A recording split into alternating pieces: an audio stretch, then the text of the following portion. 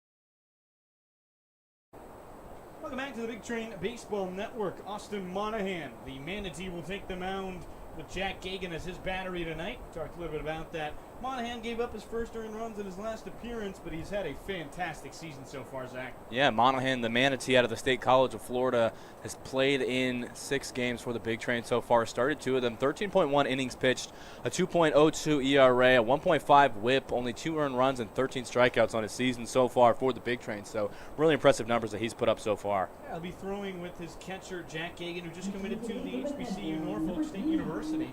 So going to be interesting there. I know very little about that program in the baseball department, but I do know Mike Vick is their head coach in football. Either way, Monahan will deal with Chase Fulford, the shortstop for the Southern Maryland Senators, who's been quite good this season. Fulford entering tonight has got a pretty solid 802 OPS, kind of just under that all-star mark, 21 hits in 103 plate appearances, but he walks and he gets hit quite a bit in that top 10 marker with 9 hit by pitches. Stolen a bunch of bases as well with 16. Only caught stealing is by the man at center tonight, ironically, the catcher TJ Gramercy. Well, Gramercy is kind of moving all over the place, doing what the team needs him to do. He's in center tonight. He was not last night, but the night before was catching. So really kind of the heart and soul of this team in a lot of ways this season, bringing a lot of energy and just a lot of different position playing for him. Yeah, last night we have not decided when that will be made up. But the game against the, I believe it was Aces, or it was the Thunderbolts, excuse me, at the Thunderbolts will be made up at a later date likely. Still have some more against them to do some doubleheaders, so we'll see. We're not at the point where it's straight cancellations just yet, but Big Train trying to extend a lead of 10. Magic number, I suppose, if you were trying to go for a record, is 17. They've got 11 games remaining. 17 set by the Aces in 2022 is the longest win streak in league history. Yeah, it's one of the only records actually that the Big Train doesn't hold in this league. The Aces were a really good squad in that season and were able to do really incredible things. That was the season they won a championship. They're only in league history. Big Train, that's why the reason they're kind of sandwiched right now between a double four-peat. Finished a four-peat. That 2022 season was the season they did not win it. Now they're three-peated last year in 25. Here in 26, they're looking for their second four-peat in the last decade. So, pretty incredible, very difficult thing to do. Sal Colangelo's a very good coach as that one's in there for strike one from Monahan. Righty delivers again to Fulford, and it's a high breaking ball. Very good this season, like we mentioned. Some appearances out of the bullpen, but he started as of late. Yeah, I've really liked seeing him as a starter. I think it really sets a good tone for these games. He's really able to deliver well, especially in kind of jam-like situations. He's really calm and collected. So having Monahan on the mound to start, I think, is a really good pick from the coaching staff for this game. You get an experienced reliever who knows how to get out of jams, but the only issue is taking things off of it. For 13 innings, obviously, you mentioned he's hit a 1.5 whip. Definitely increased his last time out, but he's been great otherwise.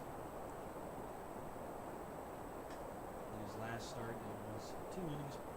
Excuse me, his start prior to last was 2 innings, or 1.2 innings, excuse me, 2 hits, 2 earned runs, and 3 strikeouts. It was only 2 earned runs he's given up all year. It was on the 24th of June. Haven't seen him in some time. 2-2. It's a high breaking ball. Excuse me, just on the top portion of the zone. Went trapdoor and down, and Fulford strikes out looking to start the game. It's a really nice strikeout for Monahan to start with that ball with a little bit of movement on it. Takes it to the inside portion of the plate. Fulford doesn't want to swing at it, and it actually clips the portion of the zone, sits him down looking. That brings up Braylon Gonzalez. So Maryland has used him pretty often in this two-hole spot. Lefty to pair with the righty Fulford. OPS at 781 with a 288 average. He's done a lot of walking, 415 OBP. Trying to draw another walk, get on base. Not too big of a stolen base threat, but any kind of traffic really helps their side out. 91-0 for Monahan. In there, it's a good fastball. He'll work that four-seam into the changeup curveball cutter mix. It's a pretty good sandwich of stuff. Monahan this season coming in after a year at State College of Florida in 25. Did not pitch in 26.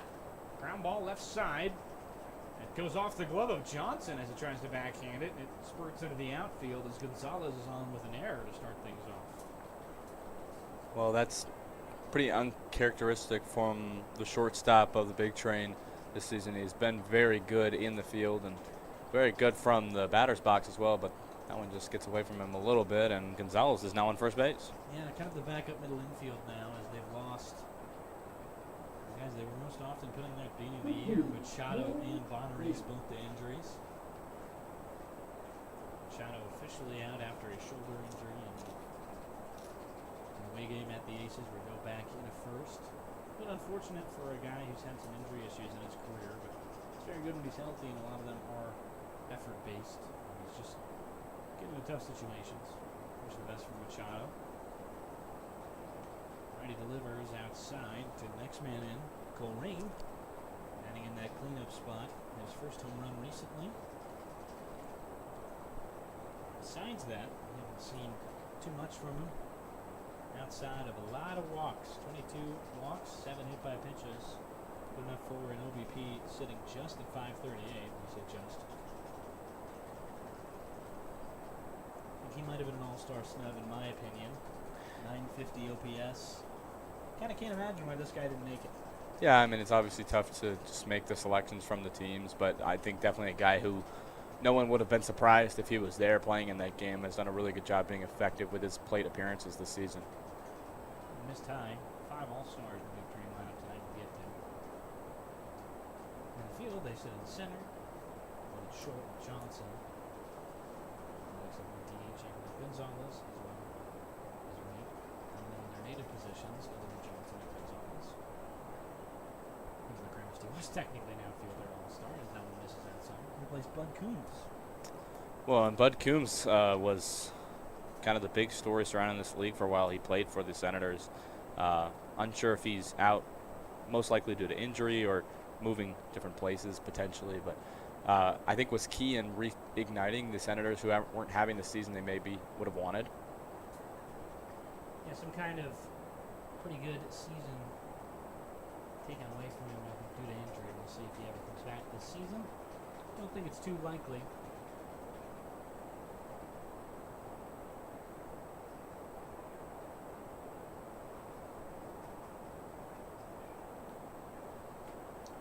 That one just outside, so he walked him. 2 base runners early for Monahan. Gonzalez to second.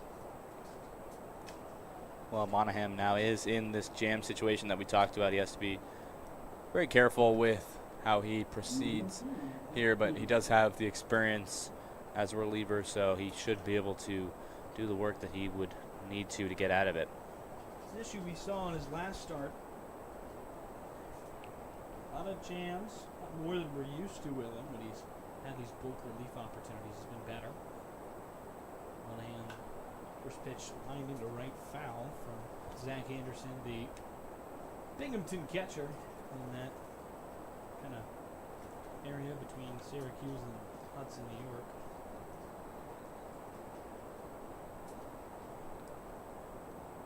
Oh, 1 now as Monahan tries to navigate 2-1. Spot and a bat like Anderson as that one is in there. Quickly into an 0-2 count. Goes the Bear count. This out will prove pretty crucial here as he can keep runners off of second and third if he can get this out here and deliver just one more. Well, with runners in scoring position, 17 RBIs in the year. 0-2. That one missed outside. A bit of a waste pitch. I think Anderson was expecting that. California native out of Temecula. Transferred from a California community college in Cyprus. JUCO Final Four participant in 2025. The 1-2 misses outside and quickly a 2-2 count again. Monahan doesn't want to lose this guy. Had aim to do a 1-2 and slipped away. I think delivering when you get ahead in counts is really important for a pitcher, especially early in the game, as you kind of will lose your confidence and rhythm if you. 2-2, it's lying on the ground. Johnson makes a diving play, flips it to second, but he's way late. An infield single for Anderson. And everybody's got bases loaded. He steps off, though. Stepped off the bag for whatever reason. Over there at second, and there's an out. Well, I don't really know what exactly was going through his brain there. I don't maybe think the ball was already back to the pitcher, but a mental error there. He was going back towards first. He thought the ball had been caught. Yeah, maybe he thought it was a line out there. So, quick discussion between Gagan and the pitcher Monahan after that out. The rare 6'4", I think single is a 6'4" putout though on the likes of Raim, who is now out. I don't really know what Raim was doing. Yeah. Because he started walking back towards first, and I'm trying to think maybe he was trying to get some gear back, thought the time had come. Maybe anticipated the umpire's timeout call there. Gotta wait till he does it. And Rain pays the price. Kyla Wynn, the designated hitter out of FAU now, with runners only at the corners after that single. They do get an out. The most unlikely of ways. A mental error. I don't think it's that unlikely though. Lewin wearing those construction gloves, I think I'd call them. Definitely unique, kind of worker type gloves, but he did very well against the big train. Fielding issues. Some aspects as the 0-1 comes from Monahan. It's this one on a line into left field. Chasing after it is the native second baseman Wright. Gets under it for out number 3. So it was a caught ball. We'll talk about that. Johnson had a catch there, so that was 2 outs. And the throw to second was catching the runner who did not tag. So there was 2 gone. Anderson never reached first. We'll be right back on the Big Train Baseball Network. Tied at 0.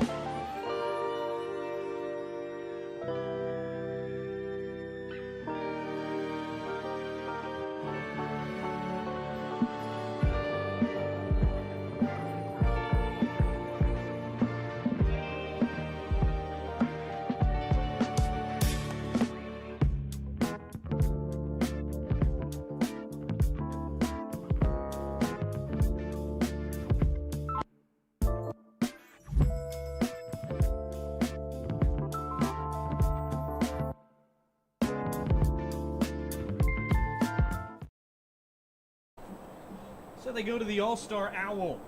Going to be Brady Juntanen out of Florida Atlantic. The Orland, Florida native will have the mound after his All-Star selection. Solid 1.42 ERA, 19 innings, Zach. This guy is a pretty good selection if you want to beat the big train. Well, yeah, and I think the stat that jumps off the page there for this All-Star is his whip at .89.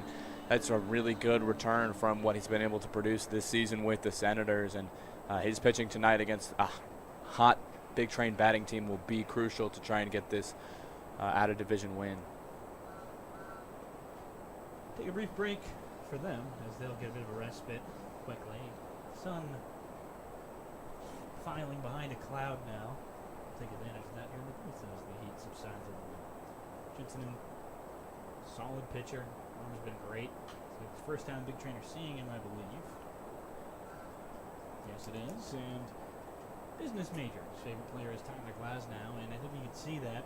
The 6'3", 185 righty delivers a pretty similar arm slot. Struck out 177 batters in 140 innings in high school. Just low, so 1-1 count to Cal Johnson. Johnson has gotten cold to his standards in the last couple of games, but we know the hitting prowess that he can hold. Ground ball right side, gonna be a tough play for the first baseman. Lehman flips it back over to the pitcher, and he beats him in time. So we'll go over the defensive lineup. The pitcher wearing a different jersey than the rest of the team tonight, but defensively they'll go with Ewert, Saronis, and Gonzalez on left, center, and right. Fulford and Ring will make up the middle with Hayes and Lehman at the corners. Anderson to make up the riders with Juntanen. And quickly, the big train lineup as follows. We just saw Cal Johnson, who's leading off tonight. Brennan Wright after him. Emilio Gonzalez, Zach Malvazio, Ryan Foscolo, TJ Gramesty, Casey Carpenter, Parker Corbin, and closing out the line is Jack Gagan, the catcher. So, Brennan Wright, the all-star left fielder, I suppose, who's moving to their all-star, who's playing left tonight. Yeah, we normally see Brennan Wright playing in second, sometimes third as well. But, you know, he's one of the key leaders in the team, and so you want him in the lineup no matter where you put him. And so tonight that's left field. 1-0 is in there. It's a good fastball. Might have been a little high for Wright. Didn't like it, but lefty will have a 1-1 count. Definitely an uncomfortable portion of the zone there for him to swing at, but does get in there for a strike. Missing outside. Juntanen in the wrong hat and wrong uniform.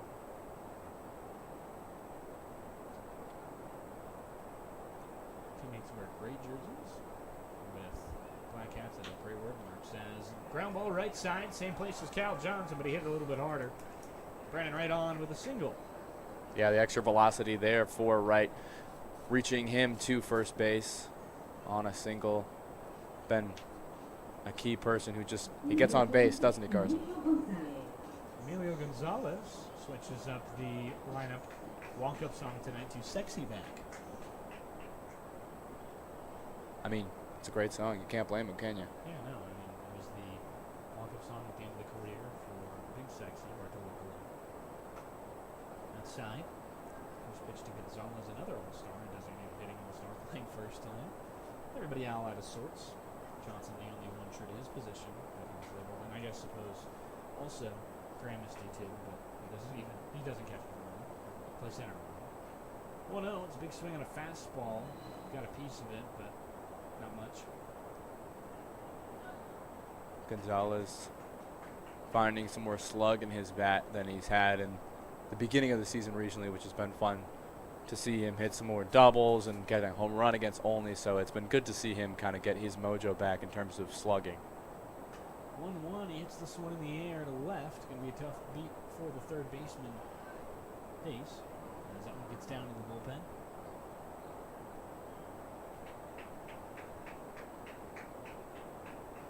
Into a 1-2 count. Gonzalez, the Nova Southeastern Shark.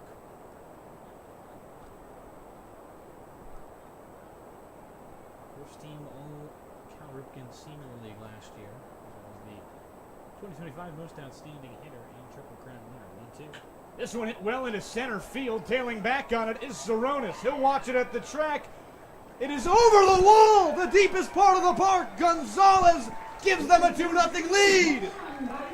Goodness gracious me, Emilio Gonzalez. He hits a home run in the hardest spot of the park.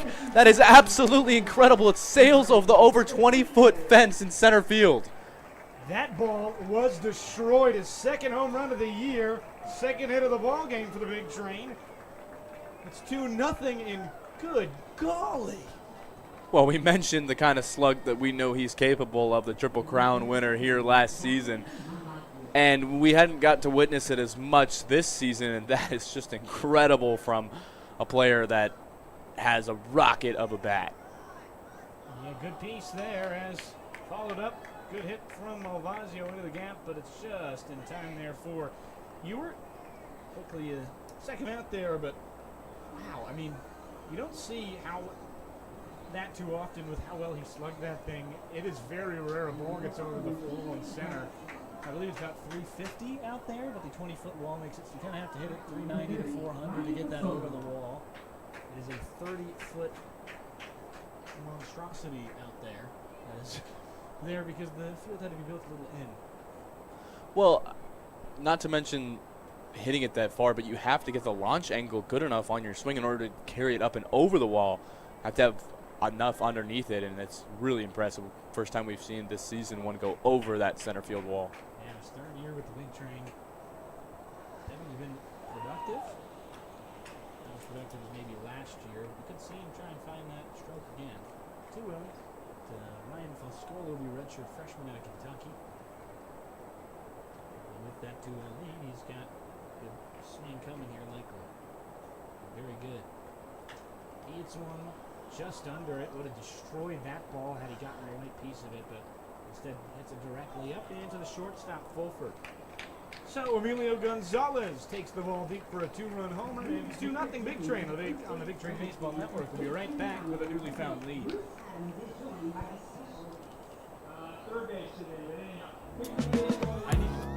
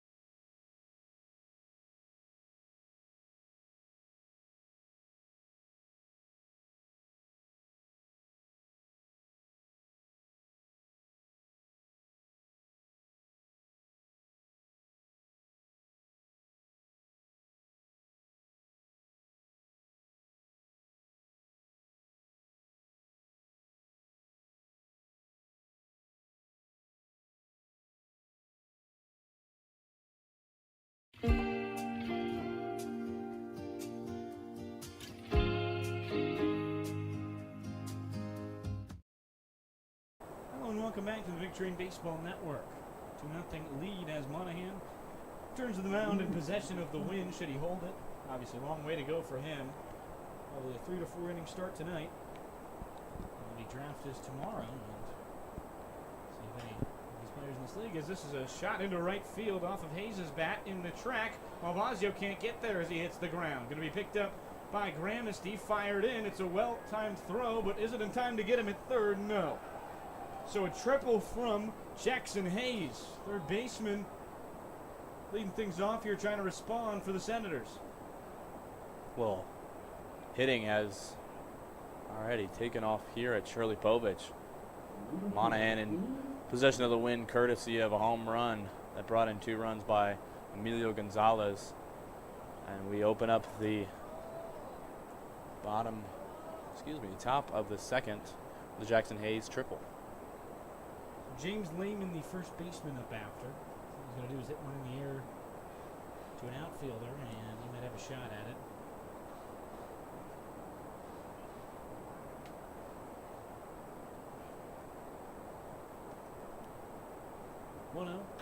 Ground ball, right side, foul. In Carpenter playing sort of in. Gonzalez playing at regular depth. They're okay giving up the 1 for now here.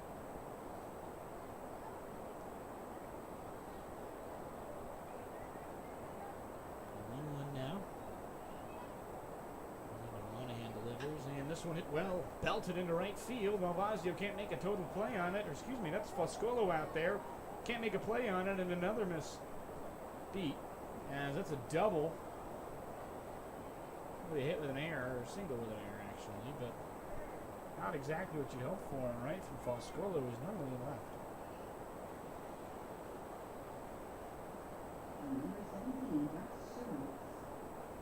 E9 gets him over to second, and James Lehman has got an RBI in this ball game. 2-1. Senators have found a piece. Well, the Senators responding well to going down early, but not the performance you want to see for the Big Train defense so far. Yeah, for Foscolo, it's about trying to get a better beat on that. Triple, that makes sense, kind of happens. The double, not so much, a bit difficult there. It's a frustrating outfield to be in because of the bugs. 1-0. Pitch missed inside. Now Josh Saronis, the center fielder who just watched Emilio Gonzalez go deep. Monahan now has to fight back in this count after giving up 2 straight balls. 2-0. Ground ball right side. Fielded by Corbin over to first. They got the first out of the inning, and the runner moves successfully over to third. So some high fives for the young Saronis committed to Delaware. The Blue Hen will be trailed by Jack Ewert after his ground out.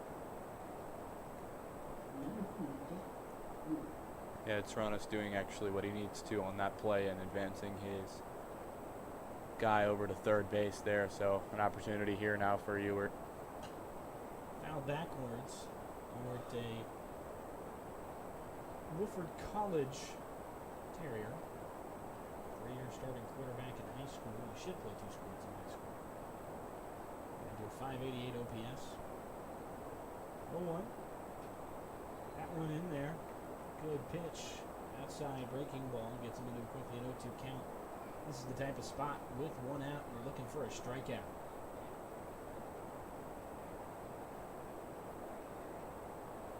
Should go at the zone here.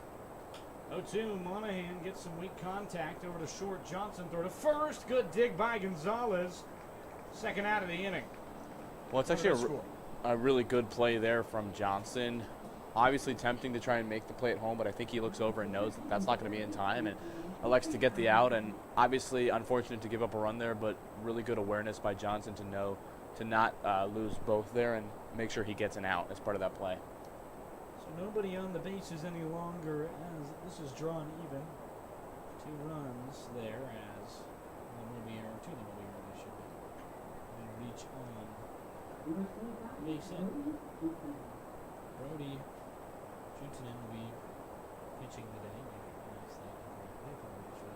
Chase Forford is up.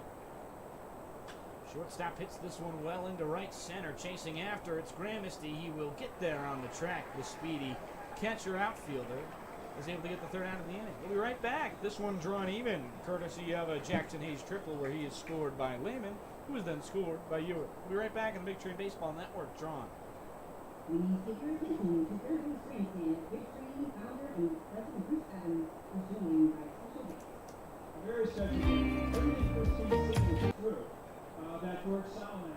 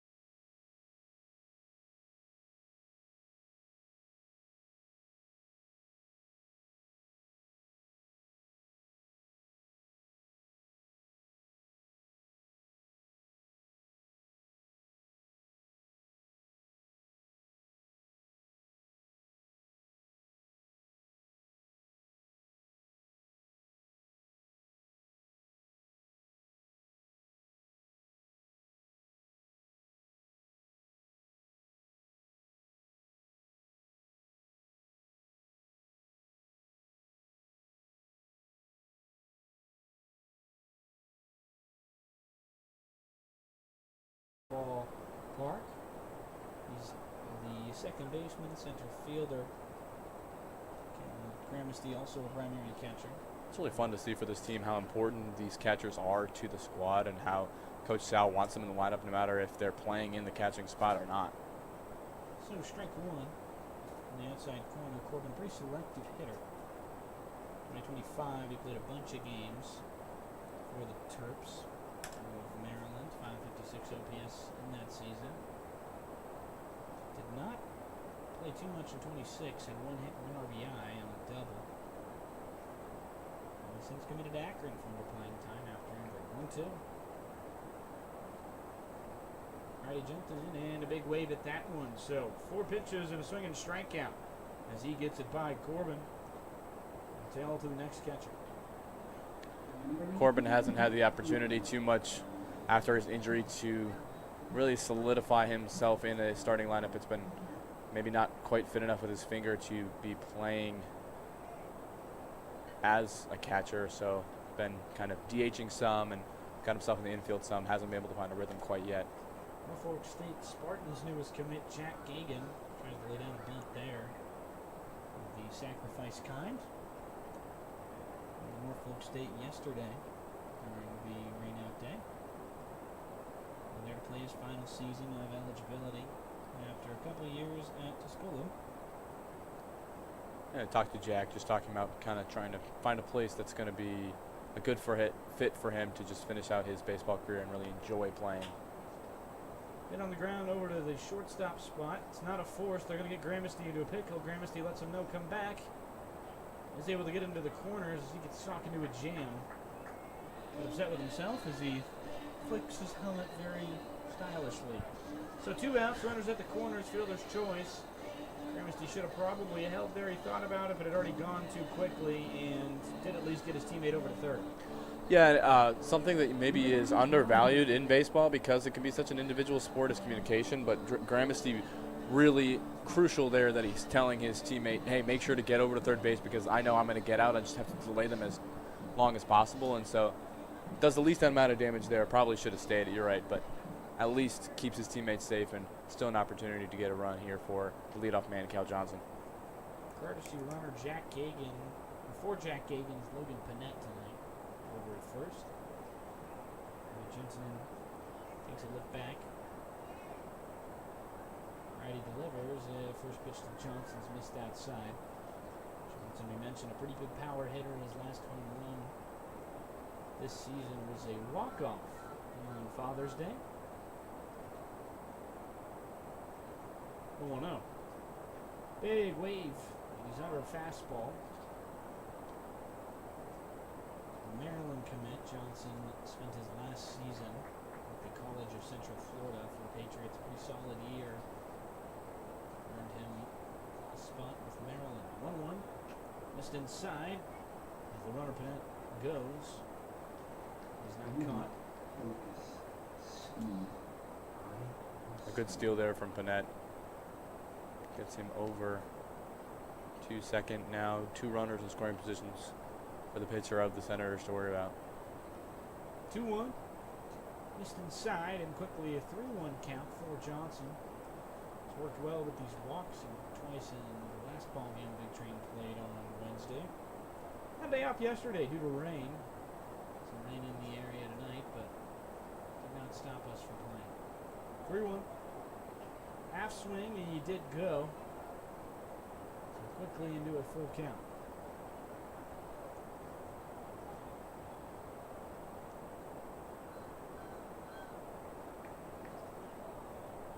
Quickly into a payoff pitch now. 3-2. Ground ball right side. Off of the glove of Lehman. He recovers and gets the third out. So the Big Train can't find anything after a double and a single start the inning. He strained the runners after that. After 2, it is still 2-2. Big Train will try and defend the Senators in the top of the third.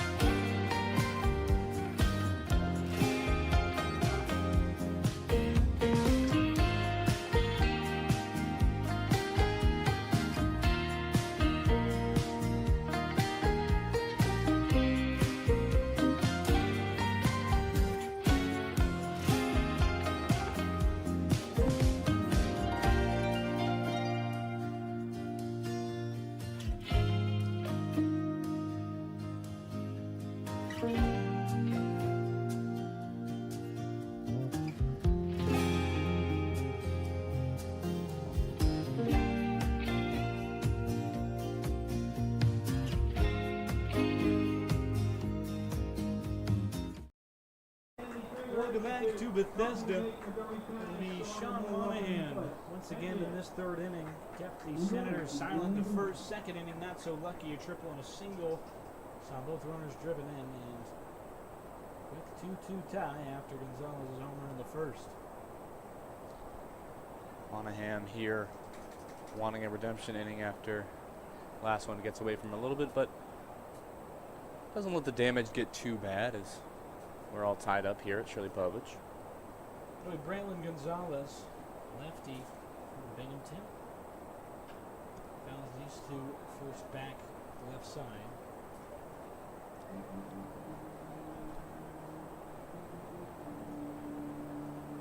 Some messy jerseys in the crowd tonight. World Cup action going on today. Belgium going to Spain. 0-2. Misses high.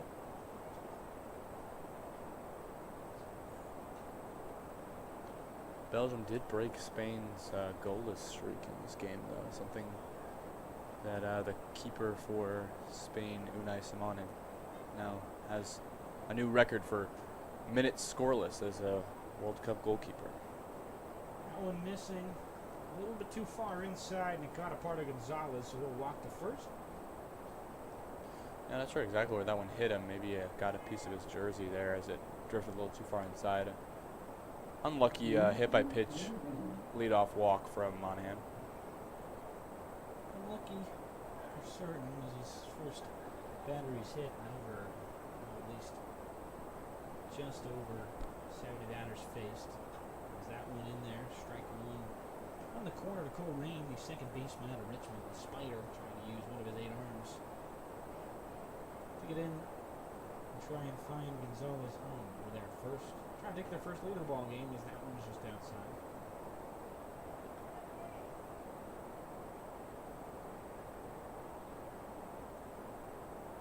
It's a cooler night than it's been in recent days here in Montgomery County. 1-1 from Monahan. Foul backwards off the netting with the metal bar that keeps the netting fairly honest as 2-1. Quickly for Rain.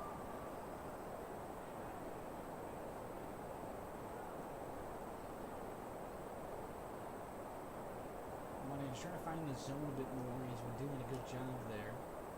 Some good hits given up as that's a breaking ball that just misses. Oh, A little bit outside. Yeah, close there for Monahan. He doesn't quite grab the outside portion of the zone like he wanted it to. He thought it might have, but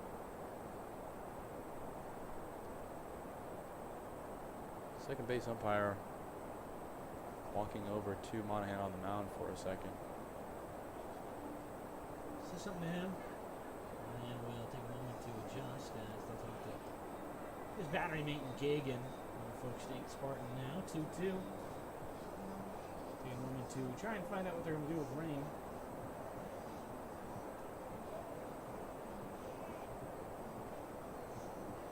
Named a pretty big bat in this lineup. I think one of the few snubs of the All-Star game. They did a pretty good job picking, but somehow didn't have enough room for the 950 OPS of Rain. 21 hits this season, over 30 walks. Now 2-2. Right up the middle, goes 5-hole on Monahan, and Corbin can't dive there to get anything. So an infield single, and it works its way into the outfield. Just a regular base hit. As Rain now on, moves the runner over to second. Well, you mentioned that OPS that Rain has and showing off why he should have maybe been an all-star there. Has a good amount of power to get it past the pitcher, and hard one for Corbin behind Monahan to see and not able to collect it quickly enough to make the play over at first. Pretty stacked middle infield with Cal Johnson and Nadav Macklin. Israel-born Team Israel shortstop. Righty, Monahan delivers. It's a good breaking ball. First pitch to the other Binghamton Bearcat in this lineup, Zach Anderson. He's behind the dish tonight, playing battery with Judgeman.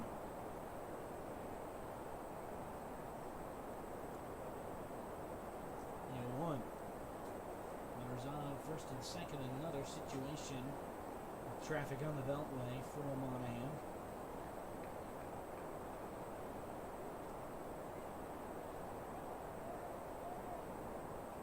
You know, I was driving to work and there was traffic at 5:15 a.m. on 495 South today. Well, that's too early for people to figure out how to drive. 1-1 ground ball up the middle, collected by Corbin. Pretty good double play ball for 6-3. They got him. 2 outs there, first 2 outs of the inning. And the runner moved over to third. A good work in the field started by Corbin. Well, it is a great ground out to double play there. Impressive fielding from the big train. They do put a guy on third with it, though, so they have to be careful to deliver this next out, or they will sacrifice a run and the lead here at Shirley Povich. 2 outs, Kylo Wynn. He's got a pretty much a base hit. The runner won't score unless it's a base hit to the left side. That's a no. Stops Alexa Gonzalez over there from running. 1-0 now. Just on that high portion of the zone. Good pitch from Monahan. Lewin not too happy with it.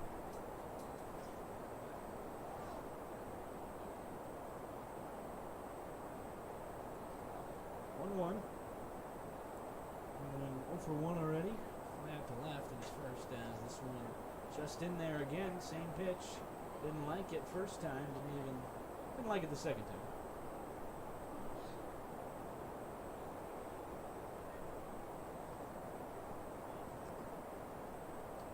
So we'll dance 1-2 again. One man has him into a pretty good hole with 2 high fastballs. Will he go upstairs again? Just inside, nearly caught the leg of Lewin. He does not. It's a 2-2 count. Fortunate to miss the win there. Don't want to give up a hit by pitch when you're ahead 1-2.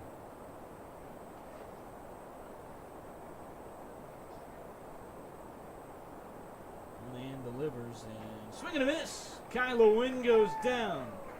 So 3 up, 4 up, 3 down in a bit of a weird way as the Wynn is the second strikeout victim of Monahan tonight. We'll be right back, drawn at 2 with 4 hits apiece for both sides. The Big Train Baseball Network. Big Train Baseball cannot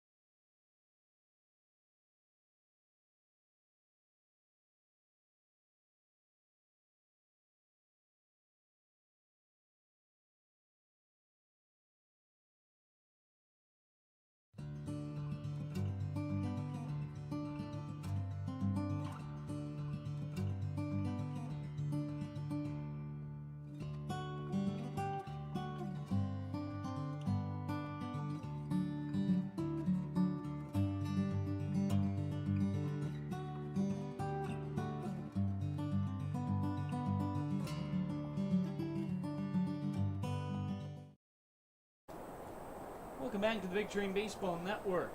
Munetaka Murakami, a newly made All-Star, as he takes his first at-bat in Chicago tonight after coming back from injury. Anyway, Brandon Wright up to the plate. Give you the All-Star updates, I suppose, as they come. A lot of you are big baseball fans. Made it after Cal Johnson could not reach with runners on.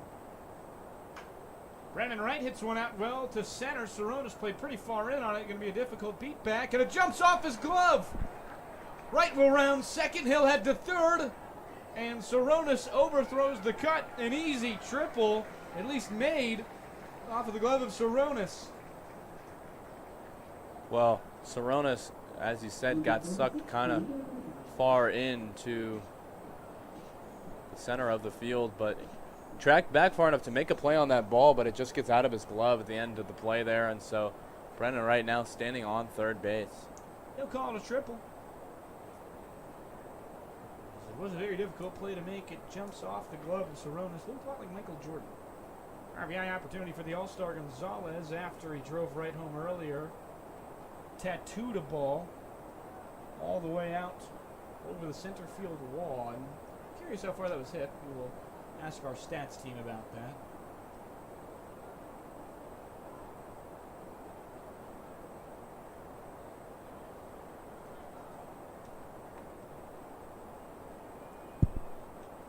Apologies, I just punched the crud out of my microphone on accident. Probably very loud. 0-1 to Gonzalez. Gentinen delivers. Missed inside. Bit of a tough pitch that fell off a little bit, the changeup. Well, Carson, how do you know that you were having some mic issues earlier, and people watching the stream were very concerned. So they want to make sure they can hear your voice properly. I am glad I am entertaining to the folks at home. Carson Katz, joined by Zach Lewis, equally entertaining broadcaster. You could just hear him a little better. 2-1. Ground ball off the leg. Oh no, excuse me. Just went directly into the ground and stopped moving. Always curious about those on the wetter, more damp days. You see the ball go directly into the dirt, and sometimes it just sticks. Yeah, we did have a pretty large storm drift through here yesterday, late afternoon to evening, and dust's a little wet here. 2-2, it's a comebacker on the mound, and it'll be a pretty easy out to Gonzalez, keeping the runner at third put. So he can't come up with anything despite the hard hit ball as it goes into the dirt, and Gentinen is able to make a good dig. Number 37, Zachary Malvazio. Zach Malvazio will tail him in the lineup. All-star this season, leads the league in home runs by 2 with 7. Beat last year's mark of 5 for Emilio Gonzalez. Now the runner at third, he's looking for more RBIs this season. Saws one off, kind of beat by a fastball. He fouls back. Yeah, and actually he doesn't hit too many extra base hits when it's not a home run. So good opportunity him to get one just kind of down into play here. That one low and outside. 1-1 count. Gonzalez hit that ball 367, the absolute closest that ball could go out in center field. 1-1. Well, I think the reason it didn't get maybe as far as some other home run balls this season was, as we talked about, it had to have a lot of height on it to get over the wall. So the height may be contributing to a little less length on the hit, but still probably the most impressive home run we've seen this season. 2-1 foul back towards us. It's off the top of the broadcast booth and quickly hear us. Might have been able to hear that one hit our booth. We were all okay. And our equipment as well. And the picture. Becca, producer, breathing a sigh of relief man. over there. It's kind of...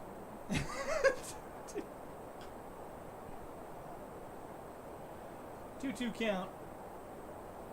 I would assume that everyone would assume that if our producer went down mid-broadcast, we wouldn't keep talking. We would, in fact, go over and try and help her. Yeah, I've never had that happen yet. I say yet because I assume at some point I or a producer will be hit with a ball. This is the nature of the game. Not at this ballpark. Last year we had one come in as line drive into left. Malvazio turns one and turns another. Lead for the big train. Good hit. Brings home right. Well, an RBI single is not really his bread and butter, but exactly what the team needs there for Malvazio. Obviously, he has the hitting prowess and doing a good job to bring his experienced teammate Brennan Wright home to regain the lead for the big train. Some outfield mistakes for Ryan Foscolo, who's up now earlier in the game, but in a sense has not had too much of an issue out there and left, but in the other corner, a bit of a difficult response. A pretty lefty-sided lineup. First pitch missed by Gentinen. Now officially doubling his total of runs given up that are earned. As he's given up 3 earned runs tonight. He's given up 3 earned runs all season. 0-1-0. That one just on the outside. Quickly into a 2-0 count.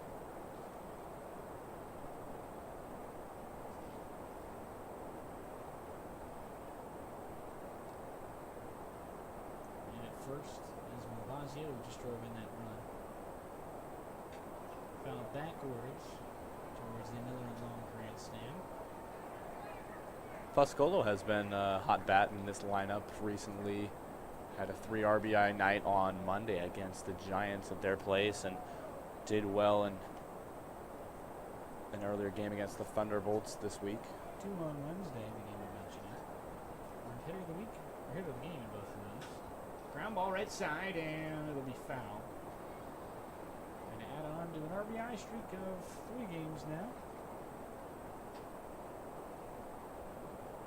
As a grand total on this season, he's definitely boosted as of late with 21. Comes the 2-2. In delivers. This one hit well into left field. Going to be difficult as he just got off the end of the bat. Had a good part of a fastball there, but he just couldn't barrel it in the second out of the inning as Ewert gets it. Second fly out for Fuscolo tonight, and Malvazio thinks about trying to get himself over to second, thinks better of it, and walks back to first base. So no runners in scoring position for the Senators, but a man still in the bases is Malvazio over at first. Gramesty, who led the second inning off with a single. Runner goes Malvazio, 7 stolen bases on the year. There's 8. Safe in time, he's yet to be caught. Malvazio a little shaken up after that one, taking a little while to get to his feet. Kind of a hard dive, and the ground is maybe a little less forgiving after a bunch of rain here. You know, I think he just looks like that. Always. He kind of operates very slowly and very collected like. Malvazio is a very tough guy for first place, but he just kind of always seems like after every play is shaken up. Especially when he steals. Nobody looks more upset to steal than Malvazio, who goes on his own accord. 2-0 to Gramesty. Hit well into center. Going to be a tough play for Saronis. He won't even be close. The runner will score with ease. Gramesty to second. And the Big Train extend their lead 4-2 on a good piece of hitting by their center fielder. Hitting has been contagious so far tonight, and Gramesty has caught the bug. Singled and a double with an RBI so far tonight, and the Big Train bats continue to roll. That's why you steal a base. Doubles like that can give you more runs. Malvazio may not have scored there had that one gotten down in front of the catcher, in front of the center fielder, Saronis, who definitely been running a lot tonight. We see there why Gramesty, even when he's not catching, is a must-have in the lineup for Coach Sal. Big Train have nearly hit for the cycle this inning, only a home run short. Triple to start things off, a single of the RBI variety for Malvazio, and Gramesty hit that double there. I guess Casey Carpenter's due here. We would hope. 1-0 count. And he doubled last time up. He tattooed that thing foul. A hit ball, but just way early.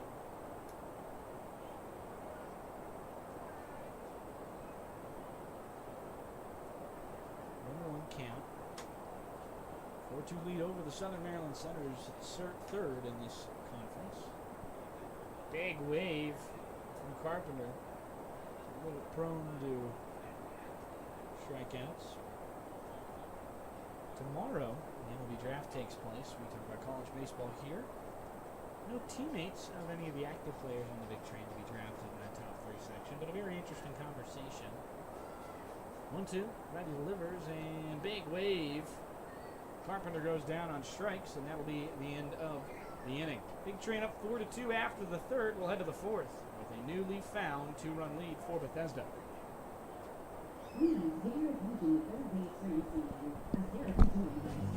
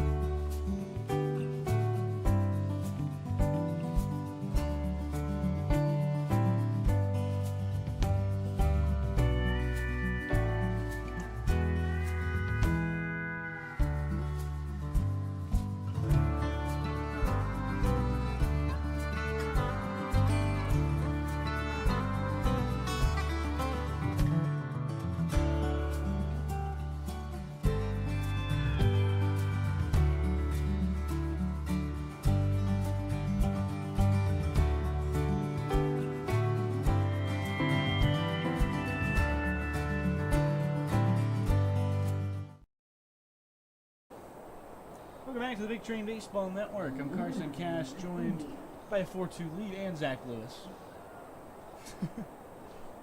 Glad to know which one of those came first.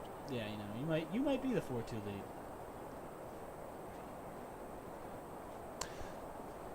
Up to the plate is Jackson Hayes. Not of the Lakers fame, or spelled the same, H-A-Y-S. Spelled like Jackson Hayes if it was Austin Hayes, the relative. Not related. I couldn't think of any guy named Jackson in the world somehow. 0-1. Strike in there. It's a good breaking ball pitch from Monahan. Talking about NBA, people in this area might be interested in A.J. DeBonce's performance in the Summer League last night. 27 points for the BYU guy. Yeah. It's been very good. BYU guy from the D.C. metro area, I think. No, he's from Boston. Close enough. Wow. Not really. Wizards drafted him 1-1. 1-2. Pitch misses high. You know, my team that I cover outside of this job is the White Sox, and they have the number 1 pick overall tomorrow. I'm scared between the three options. 2-2. Right up the middle, a comebacker, and another one that Monahan can't get. Well hit right at him. Not one that you expect your guy to get on the mound, but a base hit regardless for Hayes. His second into the game. He's, I guess, on cycle watch, along with Brendan Wright, as they both have singles and triples tonight. Yeah, I mean, I think something might be in the air tonight as far as hitting. It's host families appreciation night, so maybe everyone to show off for the Big Train side of things, at least for the people who are generous enough to house a player this summer. And speaking of generous, I think also might be some of the mistakes in the field that have contributed to that. Which I realize is maybe not the kindest thing to say, but definitely some tough plays to be made out there that were certainly a double had they been played safely, and I respect guys going all out. Well, no errors so far for the Senators tonight, but 2 for the Bethesda Big Train. Yeah. Error listed, not on Hayes' triple or on Wright's triple on both sides, right? The Big Train number 0-1. Both of those had very tough plays to be made that could have been made, and both of them hit off of a glove of a diving fielder. I think in general as well, excuse me, for this league is that tend to give players kind of the benefit of the doubt, not wanting to really punish people in summer ball for going for the play, and not if we can avoid attributing error to someone, they most likely will.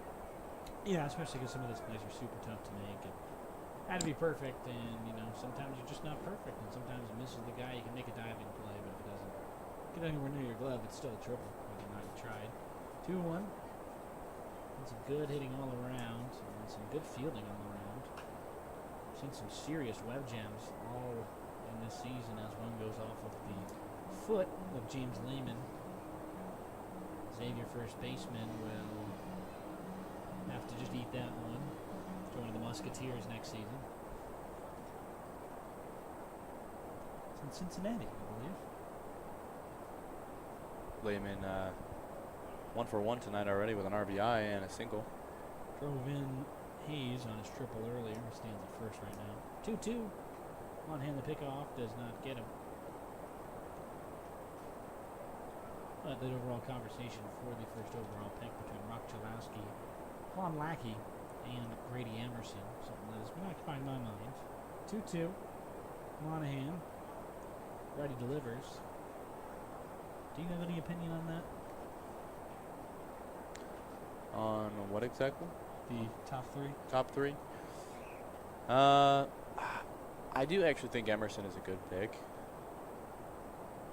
I think he's probably the one who you feel most comfortable just transitioning well to a professional setting. So I think he's a good pick. Lehman fouled back. Yeah, I tend to agree. Chris Hakiopian, I believe is how you say that last name. A kind of projected right in that middle round. He is a former Big Train designated hitter. He's a fantastic hitter. Has struggled some in the field. Listed as a 30 grade glove. But those hitting categories, wow, he'd be a designated hitter likely. Played second for Texas A&M. It wasn't too bad at second, though. I think a 30 is pretty cruel, based on what I saw. As the 3-2 missed inside, he walked him. There are alumni on the field we will see this season who will have the chance to have their name called down the road. Most of these guys either not pursuing professional baseball anymore after good college careers, or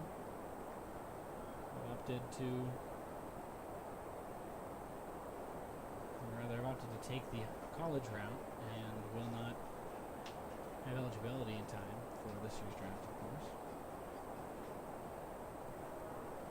Yeah, and I think Summer League proving why it's so important to development of a player. And they play with the wooden bats here, obviously, and really an opportunity to continue playing ball year round for these guys. Pitch missed inside. To Saronis after Lehman reached on the walk.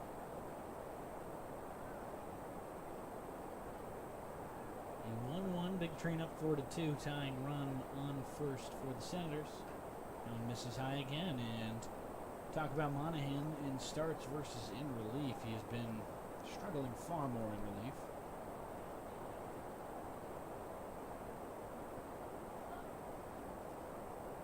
2-1 now for Monahan on the mound, trying to fight back. That one misses high.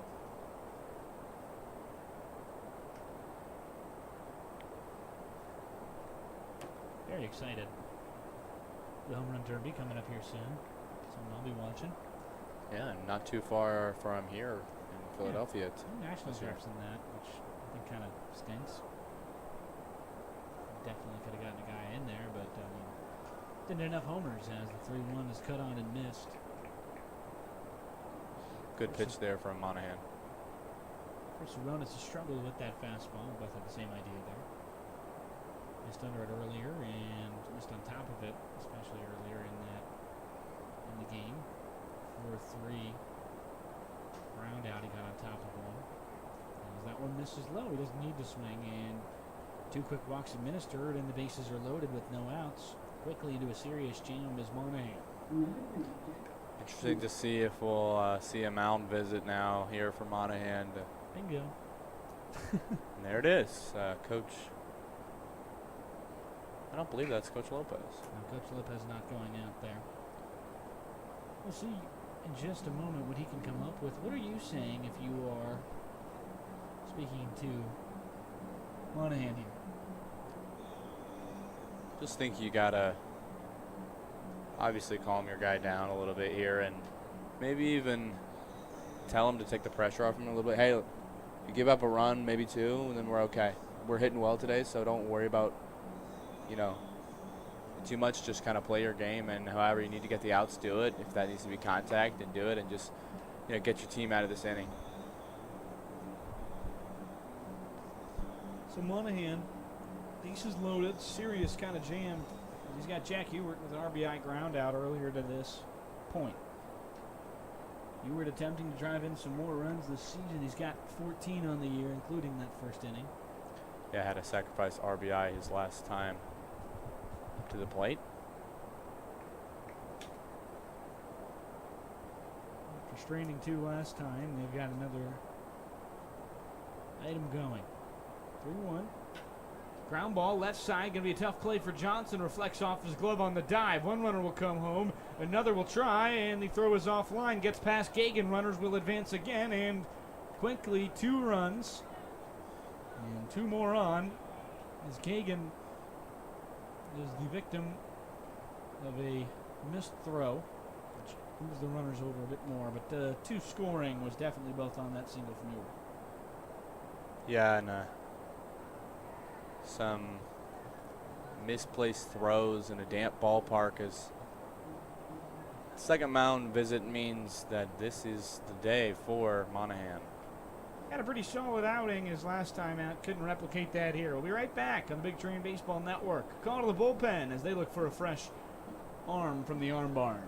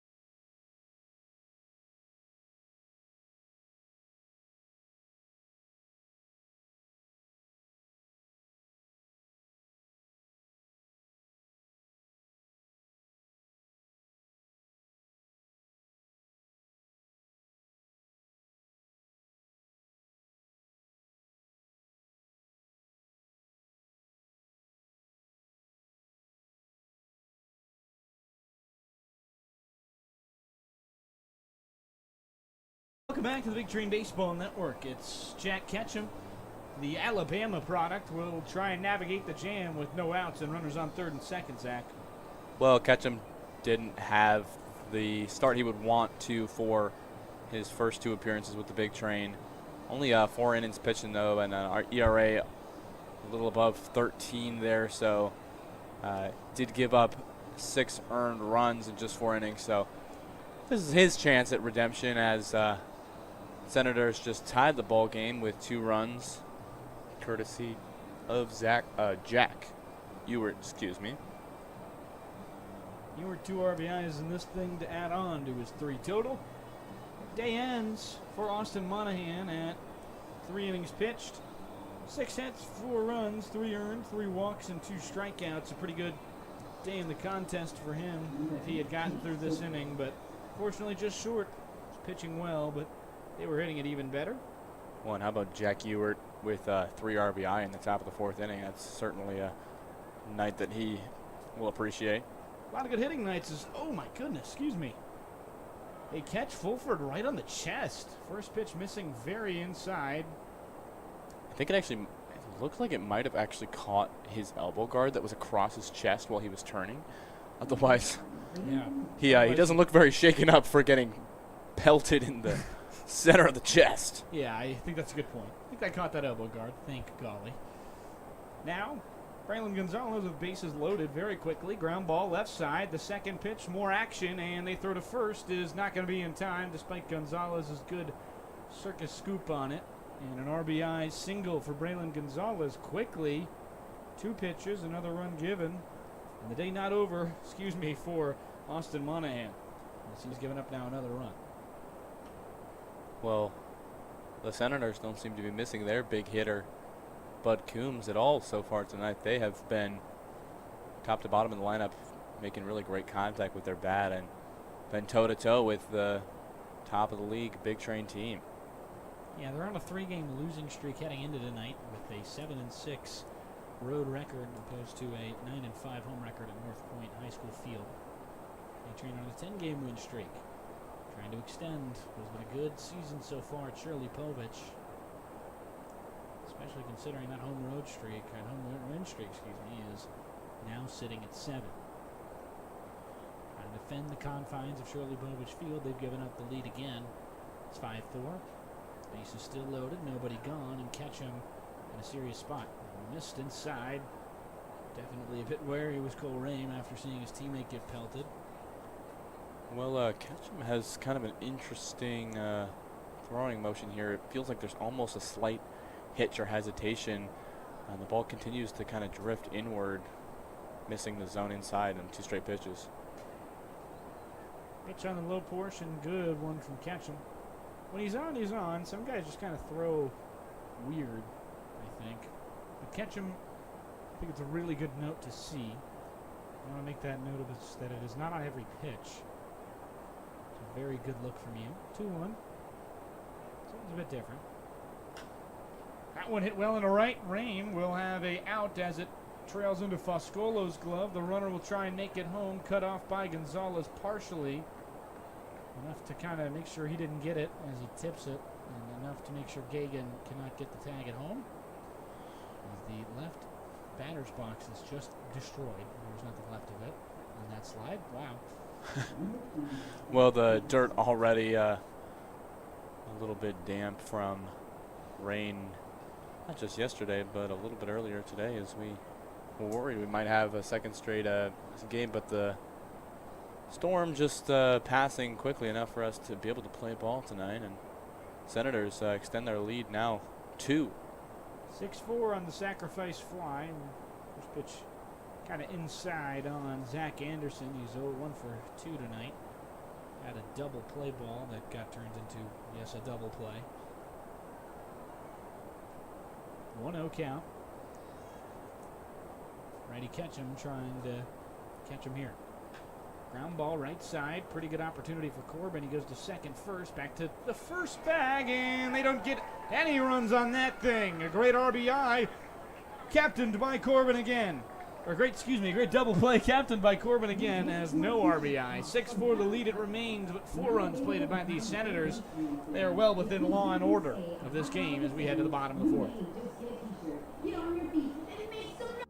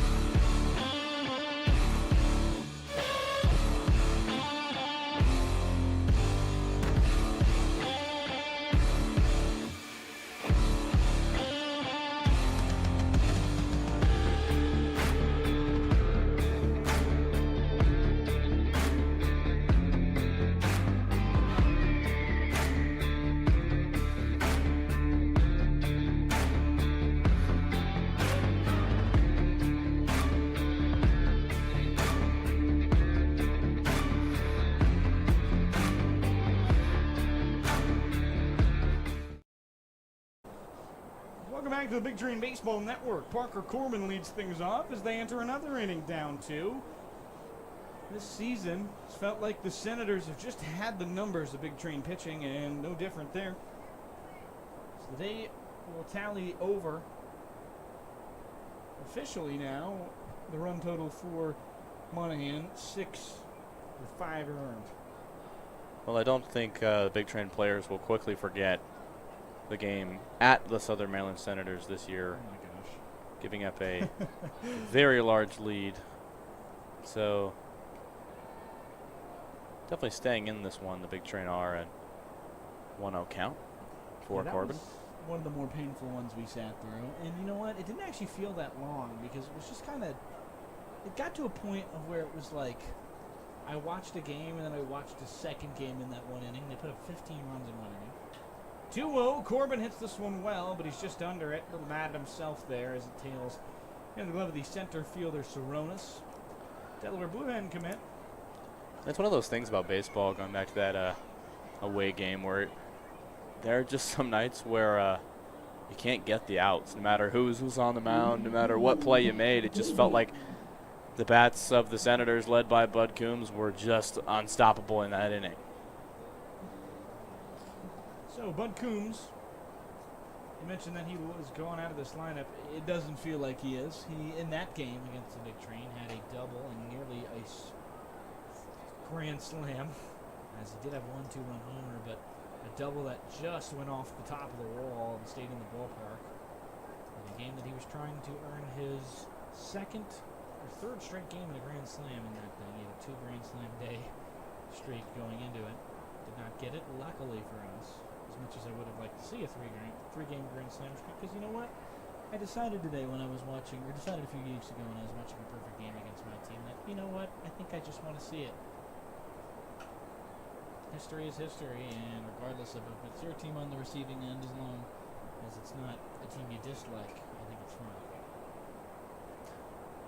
Yeah, and that would be the first time in Cal Ripken history that it ever happened, so would be a very impressive marker for him to leave as he heads to Vanderbilt next year after playing last season at Maryland. Yeah, one of the better, probably the best commit out of that Vanderbilt, or into that Vanderbilt program right now, I would say. He was a very highly touted recruit after 1,200 OPS this season, enough so of a recruit that we're talking about him when he's not even in the ballpark after an injury. And to sideline him the rest of the season as the 2-2 is waved past Jack Gagan. Gagan did reach on a fielder's choice in his last at-bat. So 2 outs quickly. It's Cal Johnson, the leadoff man again. Down in the second as well as the first.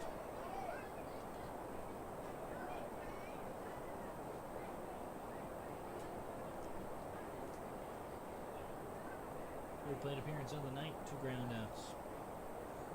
Juntanen been rolling pretty well so far tonight. He's got 3 innings pitched, 3 earned runs, but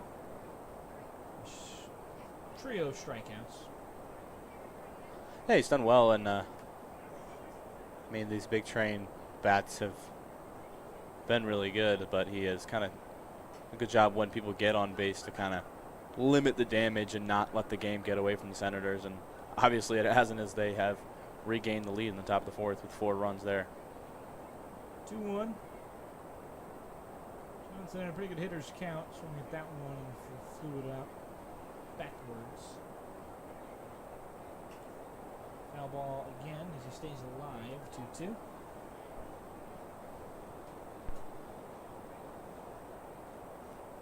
Engine in this season. You went in today knowing you might give up some damage. The FAU right-hander who suffered an RBI at the hands of one of his teammates, TJ Gramsty, on that double. 2-2. Ground ball right side, and it'll get unassisted out to the first baseman, excuse me. Second time he's done that today for Johnson. 3 up, 3 down. Juntanen gets to the lineup cleanly as we head to the top of the 5th quickly. After they get 4 runs, we get none.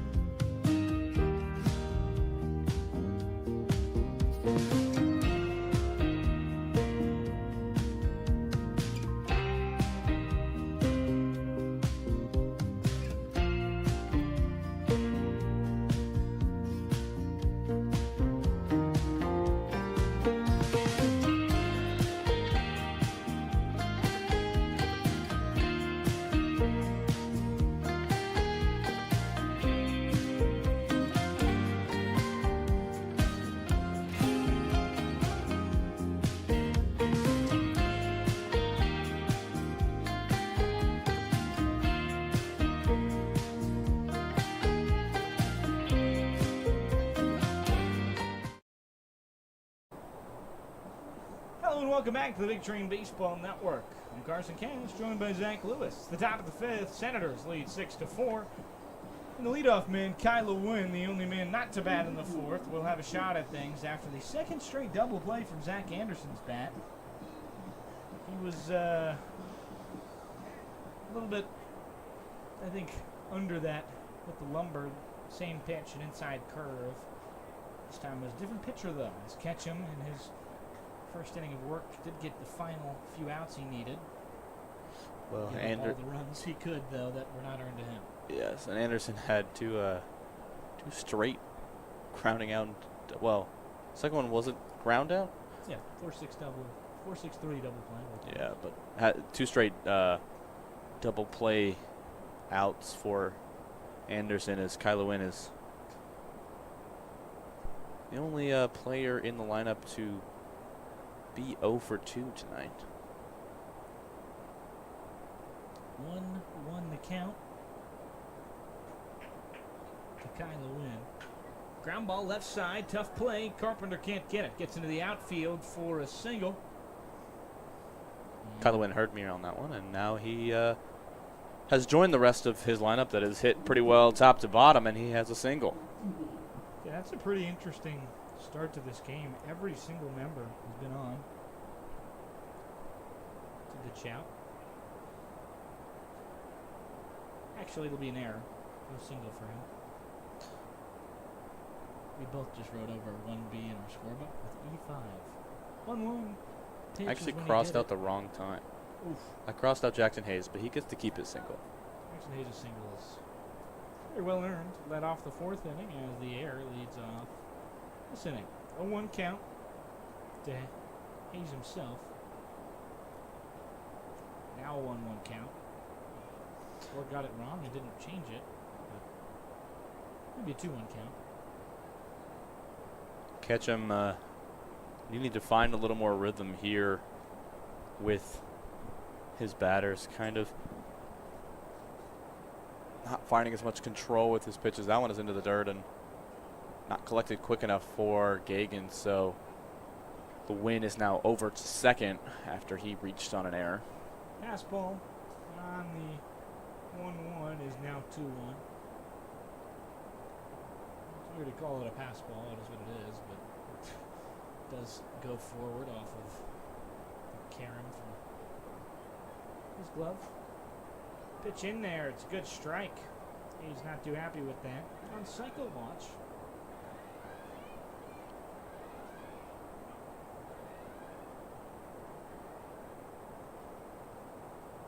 2-2 again.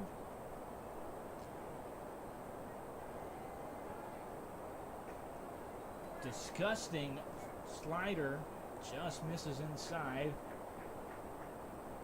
Could have maybe caught the back door of that zone, but ended up not doing so. 3-2 count. A full count with Kyler Wynn on second. Prolific base stealer, but it's not gone yet. Doesn't go, and it's a walk. So quickly catch him 2-on, just like the last inning. Good piece of hitting, gets a man on, and a walk tails him. Try and avoid what Monahan did with the second walk here to James Lehman. Yeah, and like you mentioned earlier on the broadcast, the Senators do really seem to have the big train pitchers completely figured out here and not swinging at pitches that they don't want to, and it's been really hard to get strikeouts against the batters for Southern Maryland. Trying to keep a 10-game win streak alive. As Bunt thought about from James Lehman, he pulls back in time as it is a ball. Jackson Hayes, after that walk, has now gotten onto base every single time he's been up so far tonight. 2 for 2, a triple. Pretty good night. 1-0. Bunt attempt sails into the big train dugout. Lehman quickly into a 1-1 count.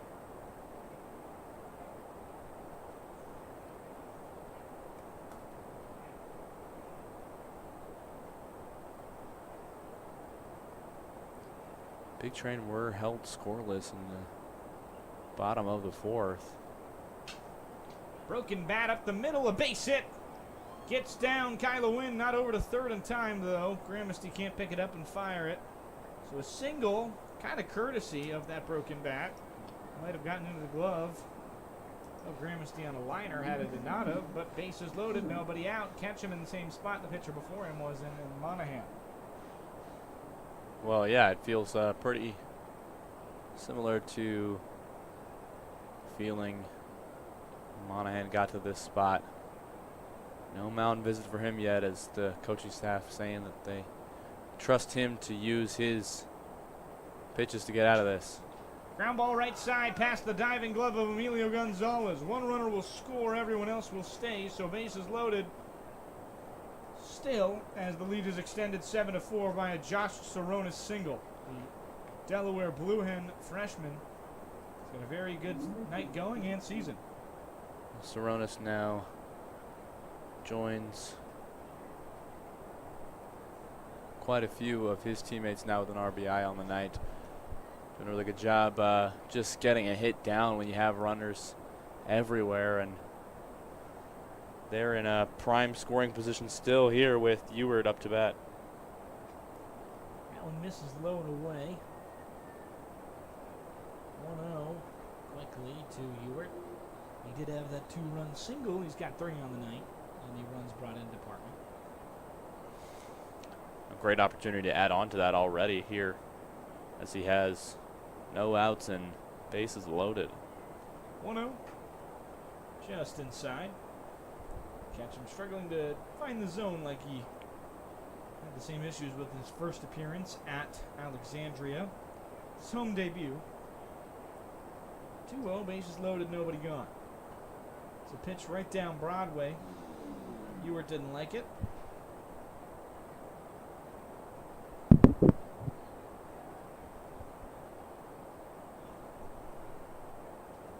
One.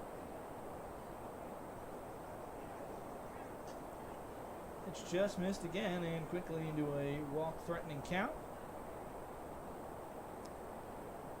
Gotta wonder what mentality is on 3-1. I think it's a bit different for some guys. And I think he has to attack the zone here. 3-1. Pitch in there. It's a good fastball. Batter's mentality is also pretty interesting.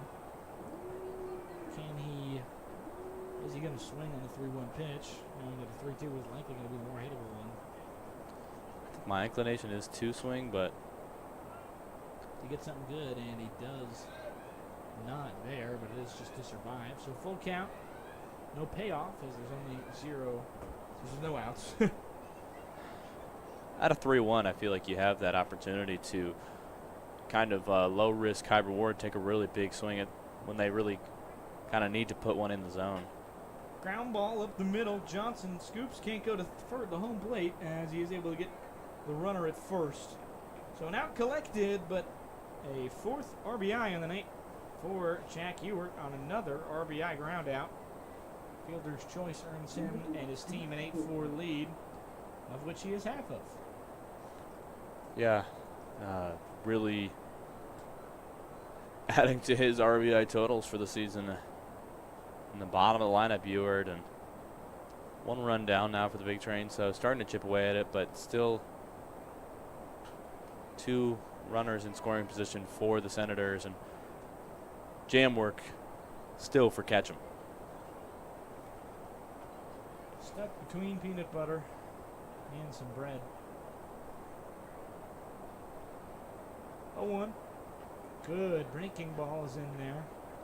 Well, you bring up jam in that other sense, Carson. You're a pretty big jam guy yourself, aren't you? I knew it was as soon as you mentioned that, I knew it was going there. Yes. There are 4 jams in my fridge right now. 0-2. Riley delivers. It's a good pitch on the outside corner. Got him looking. Didn't need to jam it. As another strikeout for these big train. Sits down the leadoff hitter. Chase Fulford looking. That's a great strikeout there from Ketchum, who does find his control really well on that one. And when he does find the zone, he punches it in there pretty quickly, and it is a difficult ball to hit. Fulford, the 2nd strikeout tonight. First one looking. So they're trying to preserve their deficit where it is. I have to ask, last time we got the jams, we were headed to the Southern Men's Centers. Have you tried the peppered? It's my favorite one. I have it every morning on toast, which I make in an air fryer. 1-0. Don't have a toaster. How spicy is it? Not that spicy. That was a ghost pepper version, but I did not opt for it. 2-0. Get apple butter, which ended up being really good. I put it on cinnamon bread. I'm going to go buy more bread after this game. 2-0, and inside it. Just went 5-hole between the legs of Braylon Gonzalez. A single earlier in the 4th inning scored a run. I'm really upset you didn't get the preserve joke there. I said preserve the deficit where it is. Didn't even notice it. Maybe I did. Maybe you did. I did. You did. 3-0. Just giving you the benefit there to recover yourself. At least in the public eye. Just inside, and Gonzalez receives a 4-pitch walk. He'll go to the open base on first, and its base is loaded again, this time with 2 outs. Gonzalez draws his first walk of tonight, and I guess walk by pitches. He was hit by one earlier. Been on every time, an error. Made way for him in the first. Chance has been removed. I guess It's not an error. This one's hit well into the right. Going to be a tough play for Foscolo. It gets down in front of him. Rame has himself a single. One runner will score, and there is a jam between third and second. They throw it to third as they allow Gonzalez back to second. A very big miscue from Gonzalez. Big Train don't take anything out of it, though. Kind of all they had to do was go to third or go to second and run it into third. Yeah, missed opportunity there to get the last out and limit the damage there as the Senators bring home another run from hit by Ram that gets down into right field. Senator bats staying hot in a cooler night here in Bethesda. High pressure all game and another good inning for the Senators. Enough that we were talking about jam the whole time. 1-0. Not the whole time, one batter. That one missed low to Zach Anderson. He's the only man that has not seen the plate this inning. Just inside. Top of the fifth. 9-4 the lead for Southern Maryland, who are 2-1 this season against Bethesda.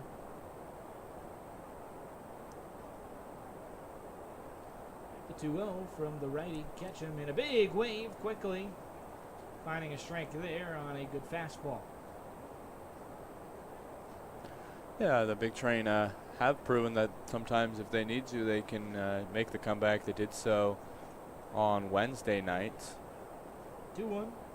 Half swing. Did he go? Did not.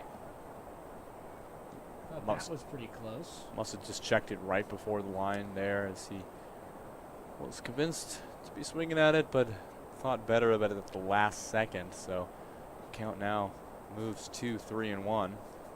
3-1. Hit into center field. Chasing it is Gramesty. Going to be a tough play as Foscolo will actually win that argument. He'll get the out. Big Train allow 3 more in the top of the fifth. Senators are rolling like it's a seat, like it's a bill in Congress. 9-4. They take the lead now 5 on the Big Train Baseball Network.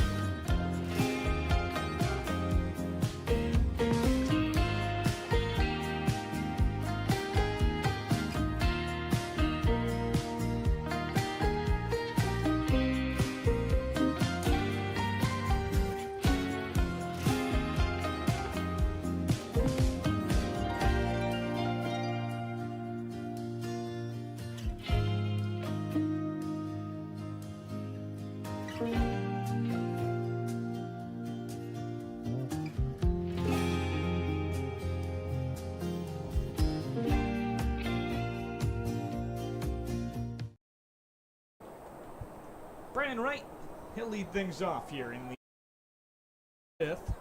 Big Train down 9-4, a 5-run deficit they'll try and crawl out of. They've been pretty cardiac within this 10-game win streak. 2 6-1 comebacks in it.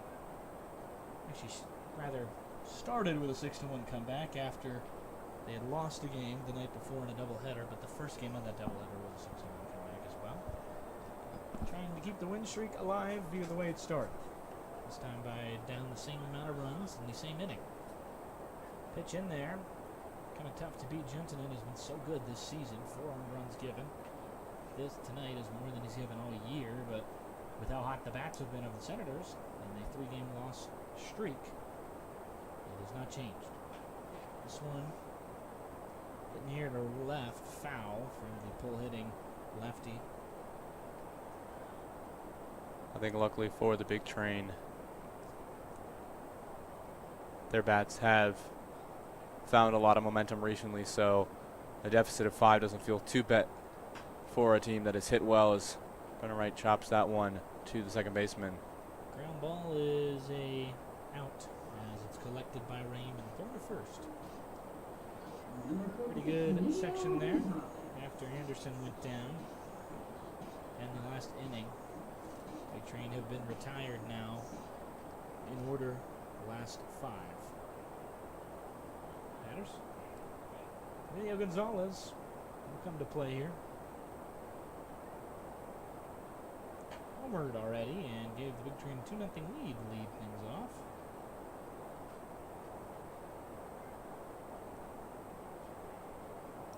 You as that one misses outside for the reigning Triple Crown winner. Hit that ball earlier, 367 over the deepest part of the wall. Had a pretty interesting launch angle, a moon shot.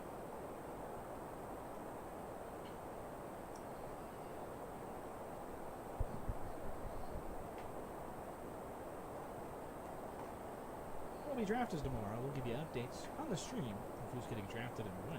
If we have a game, it's just supposed to rain. We'll be honest about that one. 2-0. Misses low. Lots of threats of thunderstorms lately. We've only gotten one game this week postponed due to the weather, which was yesterday, where we were supposed to visit the Thunderbolts. It's good I didn't have to drive 45 minutes at least. Though it will probably happen, and we'll probably lose a day off. It is what it is. I love baseball. That's why I'm here. I'm here with you most nights. 3-1. So Zach's here with you most nights. Lefty in the box is not walked. Pitch right on the inside corner. Gonzalez thought he had it, and a good catch from his teammate who threw the bat back at him, Malvazio, but he'll have to go back in. Well, Gonzalez thinking that one was far too close to him to be a strike, but just clips the inside portion. That one did miss, so 2 straight strikes does not equal a third, and he will be walked out a full count instead of 3-0. First base runner in the last 5 batters. Gonzalez, the first Big Train hitter to walk tonight. Mentioned that when they walk, they hit, and they do well to bring runners in, but it has not been the case when they don't. Might be the day for Juntunen. He's had a very good, I think, start. Got through most batters. We'll at least talk, see where he's at. It's kind of been fantastic to have him on the mound. He has been on this season, ERA sub 2 prior to tonight's matchup. He's gone through 4.1 innings pitched, 7 hits, 4 earned runs, 1 walk, and 3 strikeouts. Well, obviously 4 earned runs doesn't sound like the best outing, but when your team is batting as well as they are, just keeping your team competitive and ahead in the match when you leave the game is all you can really ask for from a starting pitcher. He'll stay in, so they'll do a Juntunen a little longer.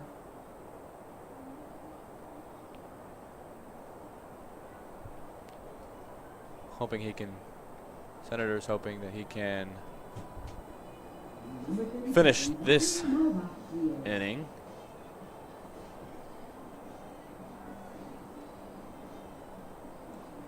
So it'll be Zach Malvazio with a runner on first. Power threat, already an RBI. Had a good stake in the third, which gave them a temporary 2-run lead that has since dissipated. Hit well into right field. It is a line out, though, as Gonzalez will get there and throw it to second, as Emilio Gonzalez over there first cannot get it.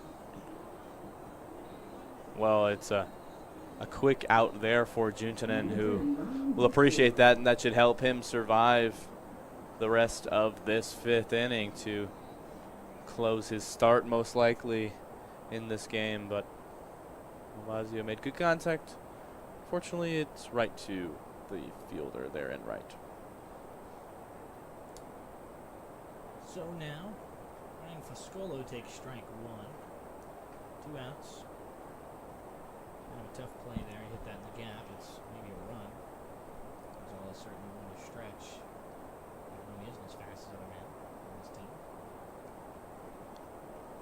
We have watched him steal a couple bases this season, which has been exciting, really doing what he needs to as he goes there on a pitch that gets past catcher. 0-2.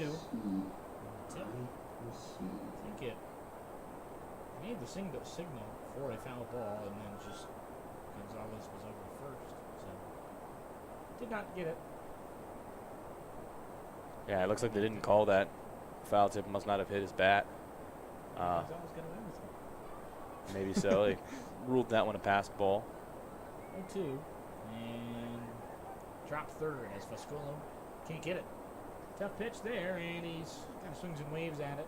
We'll be right back. Big Train only get a walk there. They've been pretty silent since their 4-2 lead, now 9-4 deficit on the Big Train Baseball Network. Senators are rolling like this bill is bipartisan.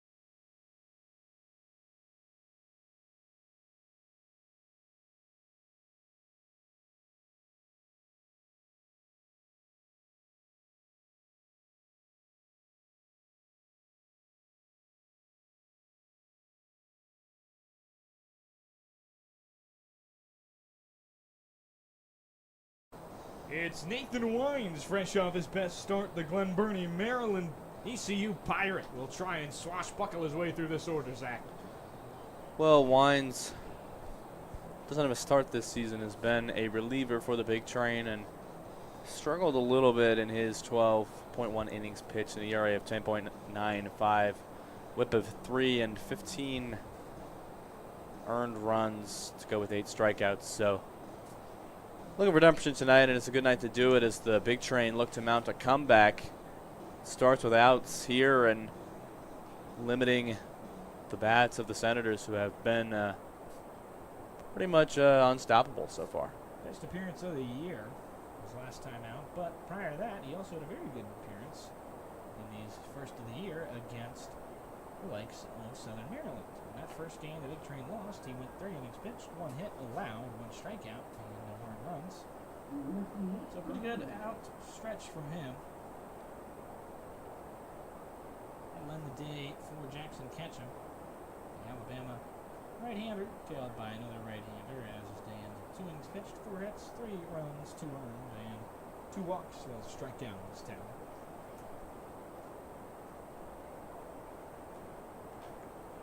Kyla Wynn is on inside the batter's box. We're a lefty. Tailing Anderson. He started the last inning. Leading off again here. He reached on an error. Only member of this lineup without a hit or a walk. James that ear. And 9-4. A pretty big attribution to how good this lineup's been hitting as a whole. They got close to going through the lineup in that top of the 5th where they did the damage. 3 runs there off of 3 hits. We'll win a foul ball off the left field weird, like, secondary fence that keeps balls in the ballpark but not away from the fans. I think predates the building of this field. Or at least the renovations of Oak 2-2. It was built in 1999 on what of a bigger field. Georgetown used to play here in the 2013 season at least. The Hoyas spent a couple of years with Shirley Povich. Used to hang a blue Georgetown Hoyas sign on the wall. I don't really know what a Hoya is. 3-2. Popped up. This one towards the dugout. Going to be right at the dugout as they try and run away. And just off the glove of Carpenter. He can't get it. Nearly there. Has reached out arm and kind of bounced off of it on the rebound.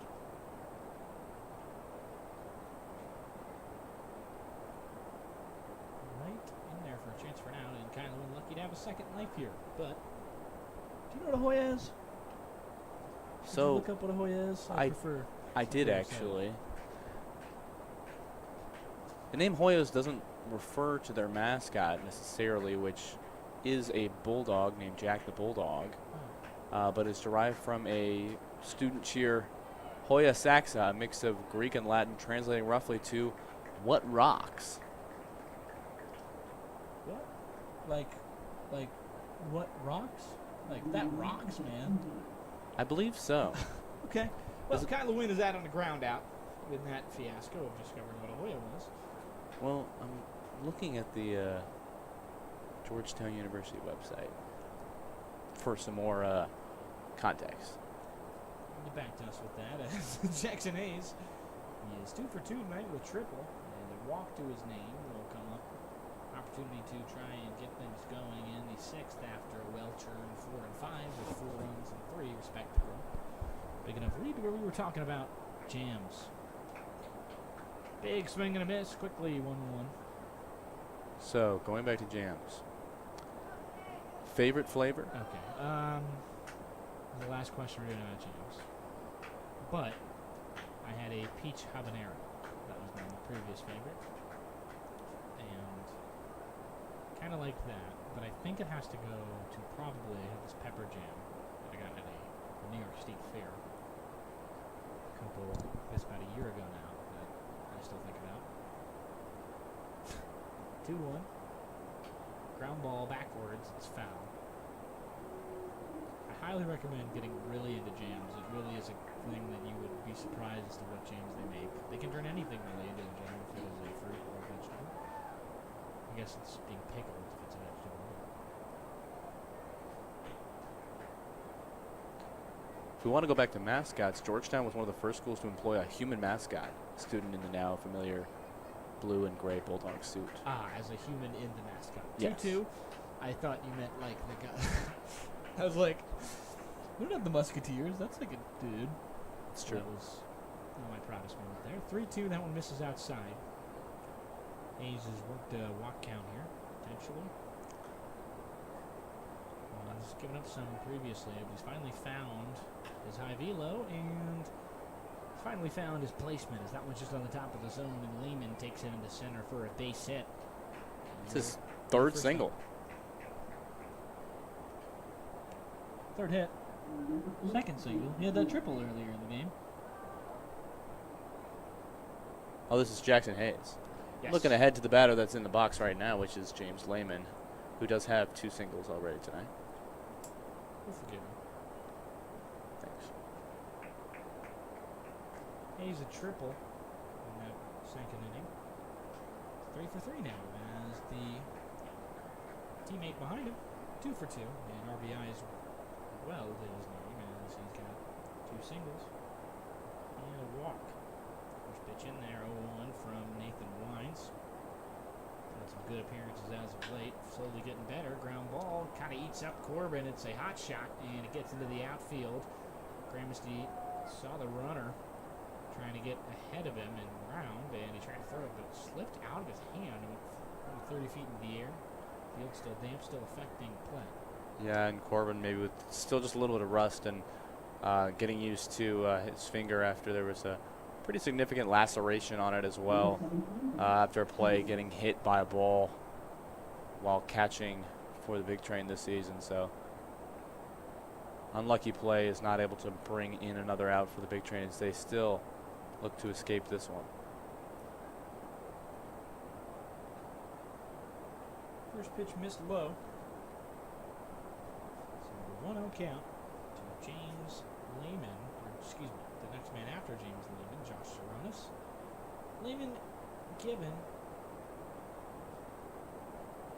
I think, an error, reach on error there. 1-0. Saronis hits this one in the air left, and I think the biggest thing to note, 11 hits for the Senators, but 5 errors by Bethesda.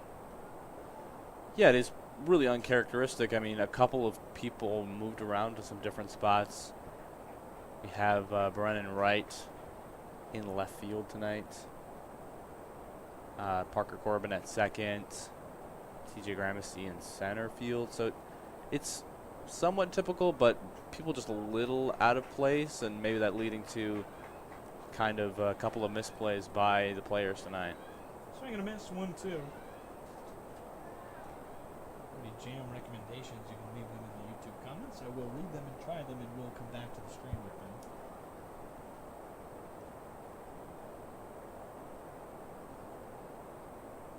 One, two. One misses low to Saronis. The rising freshman, a walk and a hit tonight. There's an RBI on that hit in the last inning, trying to keep things going in the sixth. 2 runners on, 1 out. 2-2, they've had 2 runners on in every single inning so far. And I think that's really the key to scoring high against the team is you got to get on first, and they've done exactly that. I mean, whether it's been walks, whether it's been hits, whether it's even been reaching on some errors, then once you have guys on, you have to do the damage after that, and they've been very good with the runners on and in scoring position tonight.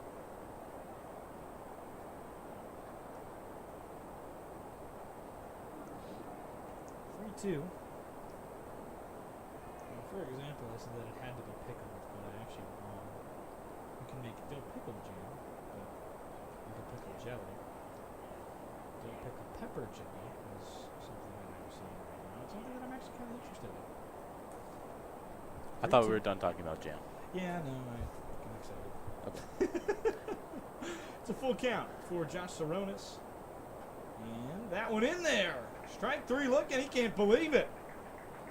Fighting Blue Hen is fighting no more as he is sat down. And Jack Ewert will come to the plate with his 4 RBI total he'll try and add on to. Well, not really happy with that one. But he will have to trudge back to the dugout as Wines does get a second out here.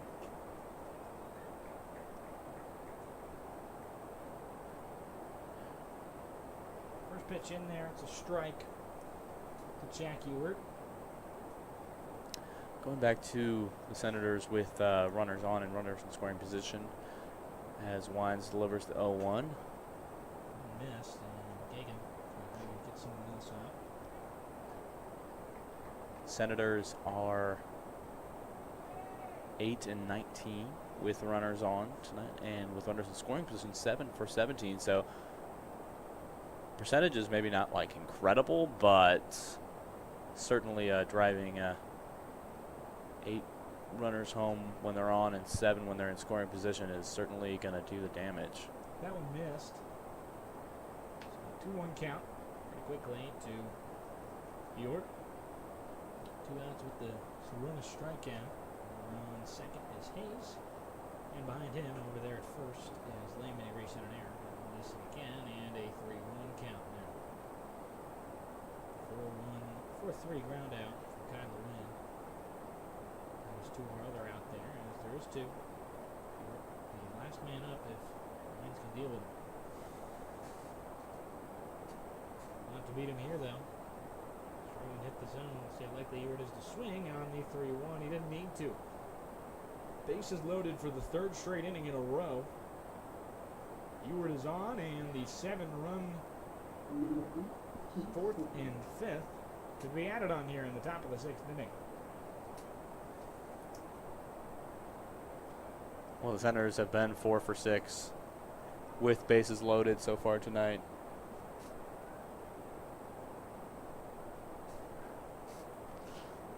As certainly Wines has himself in a bit of a pickle here. Gonna have himself an opportunity to talk with Kagan. He's going to try and find his way back into this count in this game. And he's gonna have to come through a dispatching of the leadoff man Chase Fulford, who is 0 for 1 for 4 and 0 for 3, excuse me, today. Really hit by a pitch. Well, the leadoff man actually has been the one to go down, has 2 strikeouts already, so it is a good opportunity. He hasn't hit well. I mean, obviously he's going to step in and want to deliver, but maybe you can get him swinging at a couple things that he shouldn't and sit this last batter down. First pitch swinging, it's foul back towards us. Gets into the outside portion.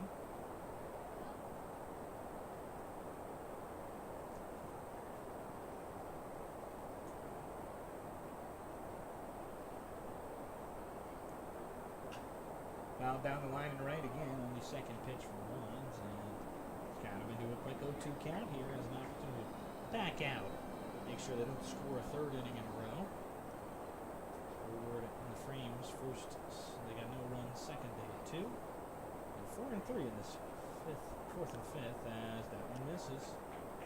High fastball, Fulford kind of knew there was going to be some kind of race pitch. Did miss. Still ahead in the count, Wines delivering at 1 and 2. Now backwards.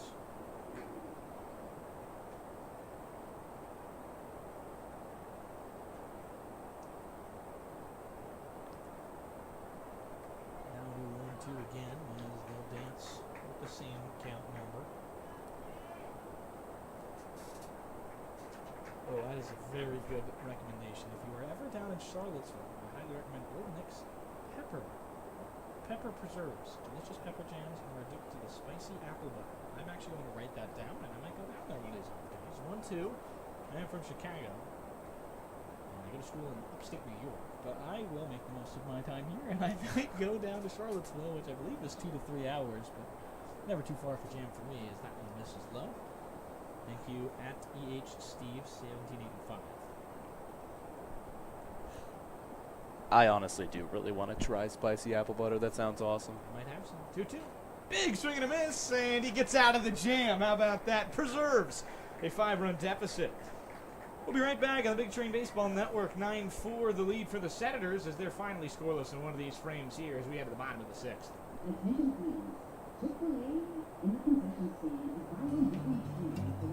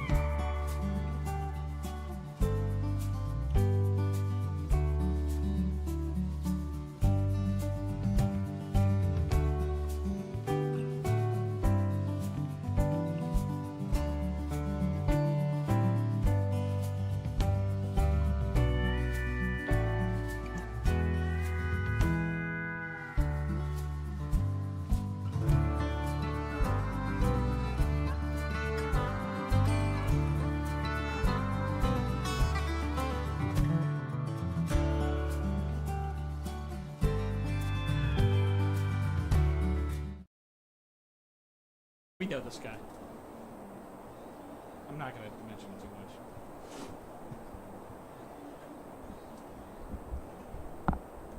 We'll see.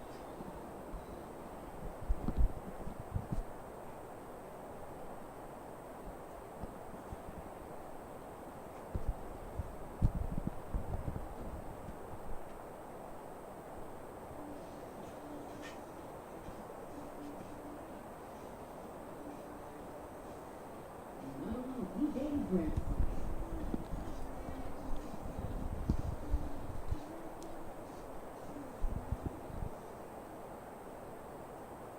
We had a Big Train Baseball Network. TJ Gramesty.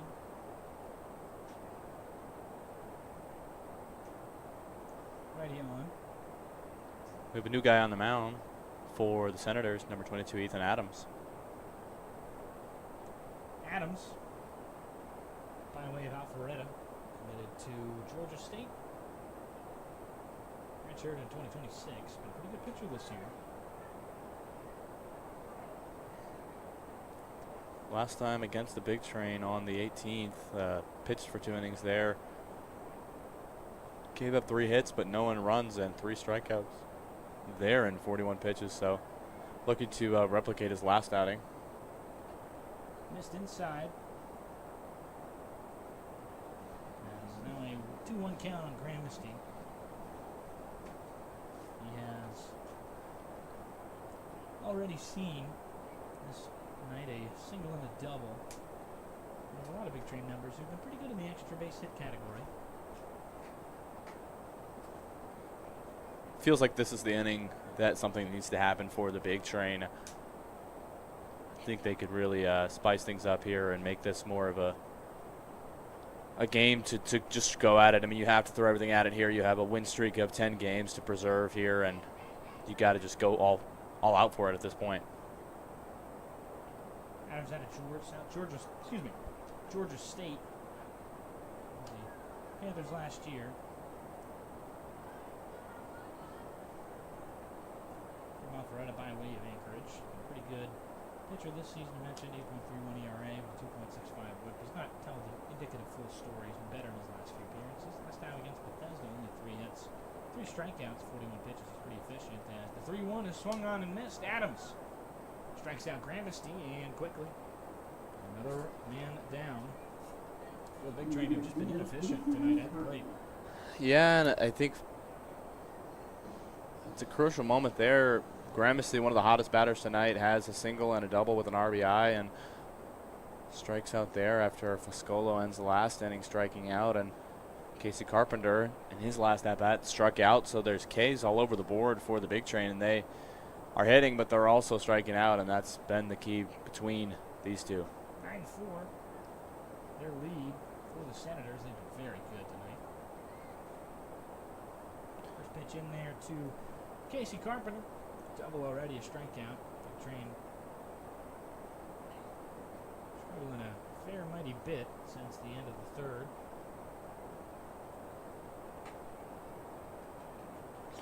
Well, coming in tonight, the Big Train, as we have mentioned, are sitting atop of the standings at 20-8. Senators are atop their division, but 3rd overall in standings at 16-11. 0 for 8 with a walk in their last 9 batters. Big Train are, as that one in there. Quickly a 1-2 count to Carpenter, who struck out swinging last at bat. Senators have been exactly even in their last 10 games, 5-5.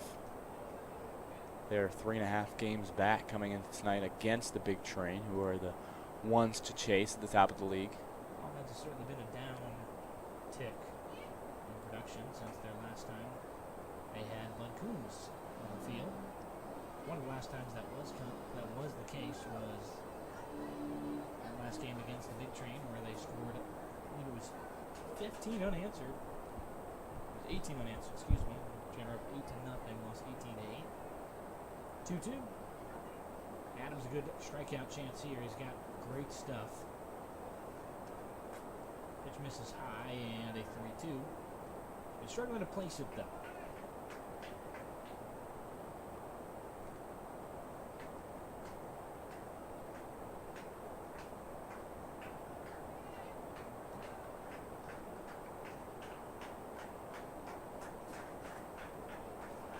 Total full count again. Hit in the air to right foul, and another stay alive pitch from Carpenter. A lot of doubles this season, more than singles. 8 doubles, 7 singles, with 15 hits total, obviously. And, he's just like a guy who can hit with power. Carpenter, pretty big surge of that in the lineup at 7. I think the key last time the Big Train beat the Senators was the pitching duel there, as Carpenter does draw a walk. So man on base for the Big Train as they look to get moving. It's a big walk, and that will be a quick moment for Ethan Adams. Nobody up in the pen, so they're just going to talk to him about the situation with the walk administered. Adams to take a moment, collect himself here. Last time out between these two teams was Tuesday, June 30th. Mentioned pitching duel kind of being the difference. For those pitching staffs, 11 strikeouts for the Big Train to 5 of the Senators. 5 earned runs to 1 favor of the Big Train, the lower number there. So I think, when you have that difference, obviously I think both these teams can come into a night and bat really well. So I think, your selections with players on the mound and how well they perform in the day is probably going to be the difference maker between these two teams. Adams, a former 5-star recruit.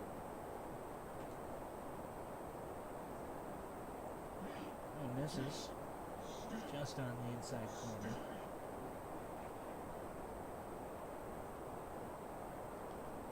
Pickoff attempt there from Adams.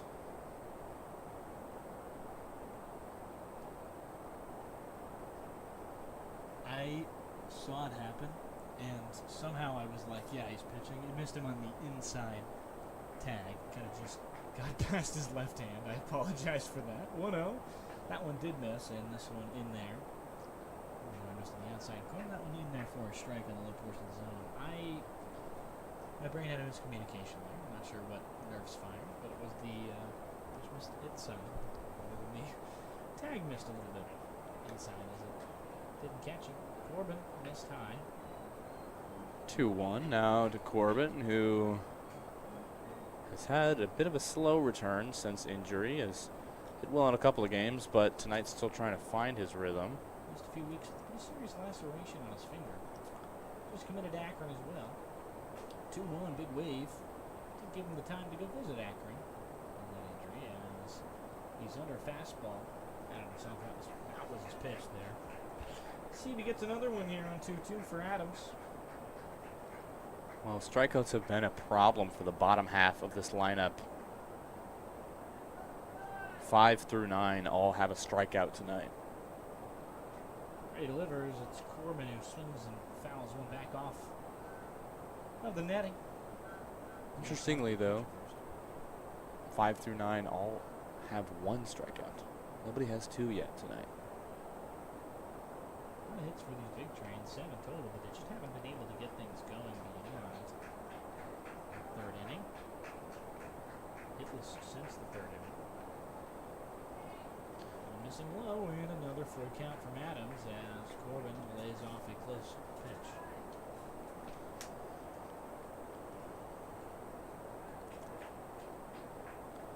Well, I think 4 runs from 7 hits is not a terrible return, but I think the number next to it, the 5 errors, is probably the number that you're staring at as. Ooh. Called strike 3. Could have gone either way, but Corbin not too happy with the call. Can't believe it, and I think that one was pretty close. Could have gone either way. Strikeout regardless in the second out of the inning. As Parker Corbin goes down on strikes, a second strikeout. Excuse me, a third. Or second, excuse me, for Corbin. Yeah, Corbin on the last one packing up his gear as he felt like that one missed. So Was pretty far on the outside, and now, train dugout official warning. yeah, warning to coaching staff over there, as they are not happy with the call on the Parker Corbin strikeout. It did look like it was definitely on a pretty far portion outside of the zone to Corbin, who bats from the right side, but umpire saying it just clipped it, so. Oh, one in a leaping grab by Lehman. How about that for a web gem? Xavier committed first baseman makes a great play on that one. Adams congratulates him. His first baseman just saved him or hit. We'll be right back. The Big Train Baseball Network offense stifled by these Senators who have suddenly found a stone wall on the pitching staff.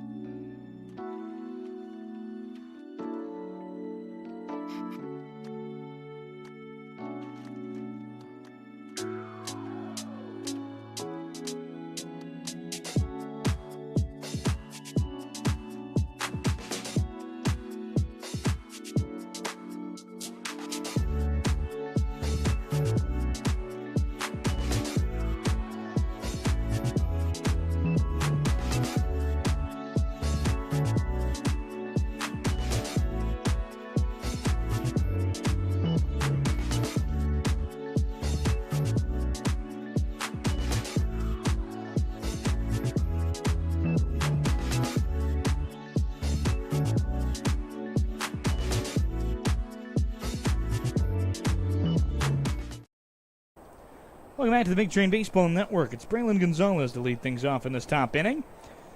Hopefully you can hear me. Who knows? Pretty sure we have fixed the audio issues at some point. We're dealing with some new ones here as we go through this season. Things are different. Things are difficult, of course. 1-0. First pitch in there to Braylon Gonzalez.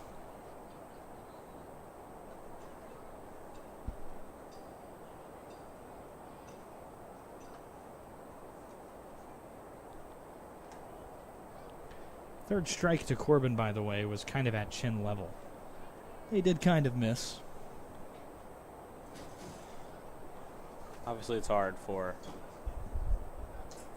a umpire to call a perfect game. Yeah.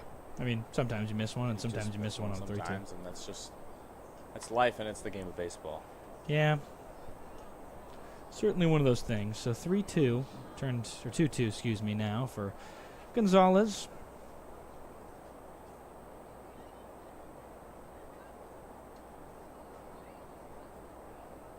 for this game. It's been a pretty strong outing from everybody on the hitting staff as Gonzalez skies one into left. Tough play, but made by Wright.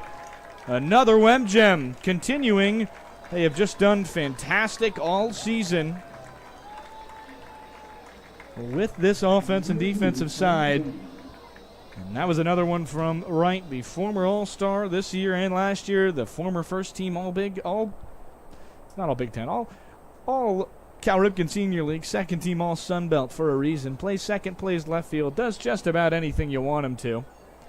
As the out there then tails up, he likes of Cole Rame, who hits one into center. Gramisty trailing back on it, and he'll get it right before the track. That's a good play there by Gramisty, who moves his feet well underneath that one.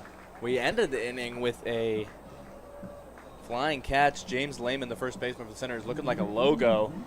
His legs splayed out and making a great grab to end the inning. Scores once again for Big Train. And Brendan Wright opening this one with a nice diving catch. So great fielding on display here at Shirley Povich tonight. First pitch missing to the rights of Zach Anderson after the line out from Cole Rame. Fly out, excuse me, from Cole Rame. 1-0. This one missed high.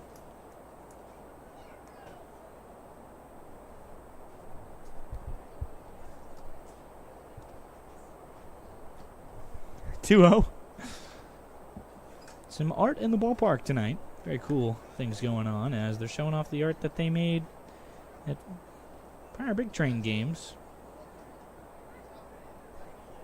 Seen some of the art posted on social media. Some really cool pieces of the Big Train action here happening at the ballpark. I saw a nice one of Bruce Adams with one of his community heroes. 3-0 misses high. It's a walk to Zach Anderson. Kyla Wynn. Designated hitter up. Continue. Apologies. That was it. Just some really great art. Cool to have art being sold here and the profits being contributed to Bethesda Big Train, as Big Train are a nonprofit organization dedicated to helping create better ballparks for the youth systems. Pitch in there. First one to Lewin. Apologies if you haven't heard me last inning. Not sure where our audio has been and where it isn't. As I wanted to give you another thank you to @EHSteve for the recommendation. I will absolutely be looking for that in Charlottesville. It's a bit of a drive, but nothing's too far for Jam. 0-1 to high. A 1-1 count now. As Gramisty, if you can see that in the outfield, is practicing his swing. Maybe getting a little bored. Normally he's pretty engaged at the catcher position. 0-1, or 1-1, excuse me. Popped up on the infield, could be the third out. Gramisty coming in with the likes of the left and side of the infield, and Carpenter will get it. Good out for the Big Train. They finally get an inning without any scrapes and scratches, only that walk. We'll be right back. Top of the 7th here.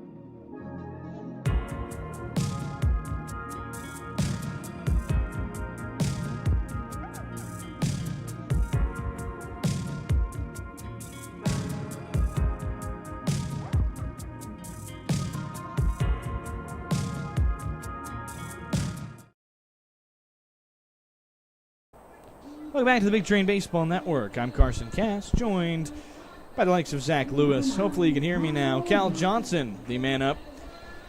Big Train will have the opportunity to try and go back into this one after Jack Gagan was unable to come up with anything last time after a fantastic lineout to that first baseman, Lehman, excuse me. Yeah, Cal Johnson has a knack for showing up in big moments, and hoping he's able to do so tonight. We'll face Ethan Adams on the mound still for Senators.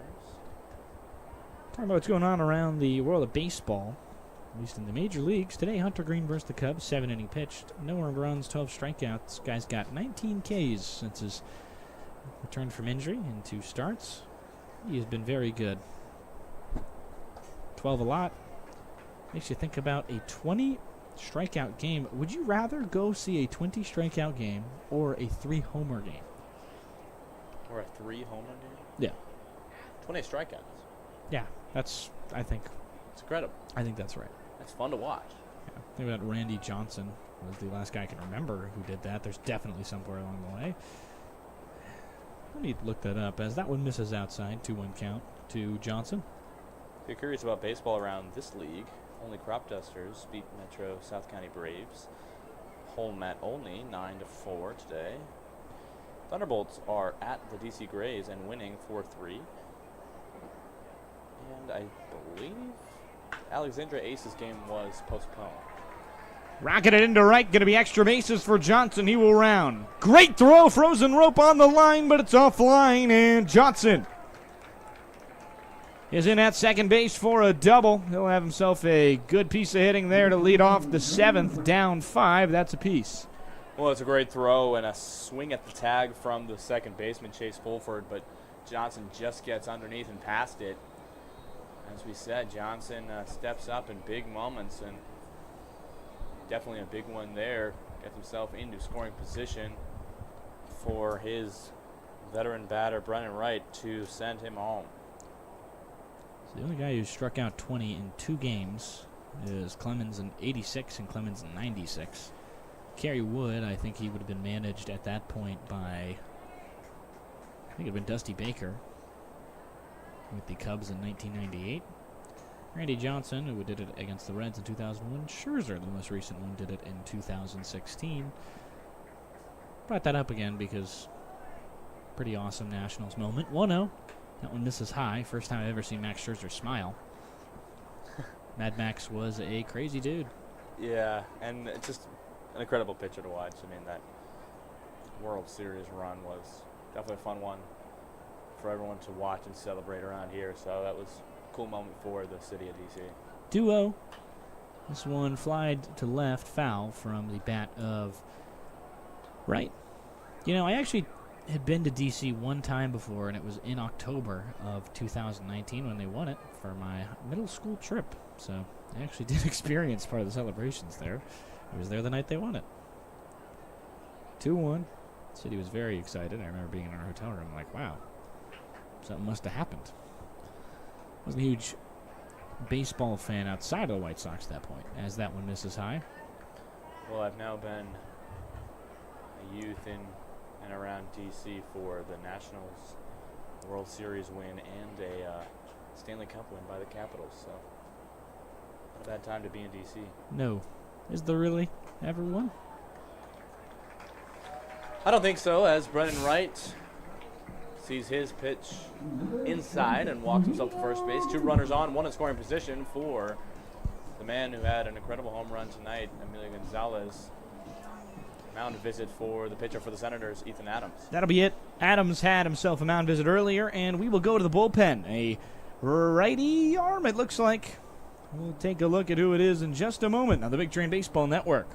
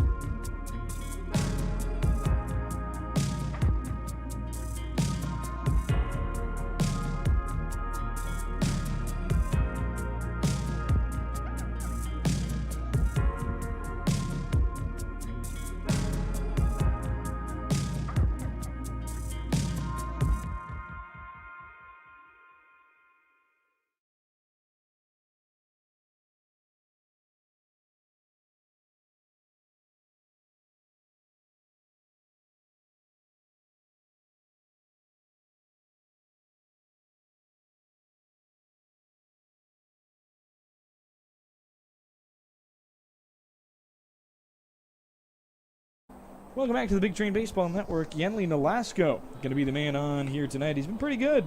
4 outings, 16 innings pitched, 5 ERA, but that makes way to a 1.81 whip, which tells me maybe it's a little higher. He's been a pretty solid starter.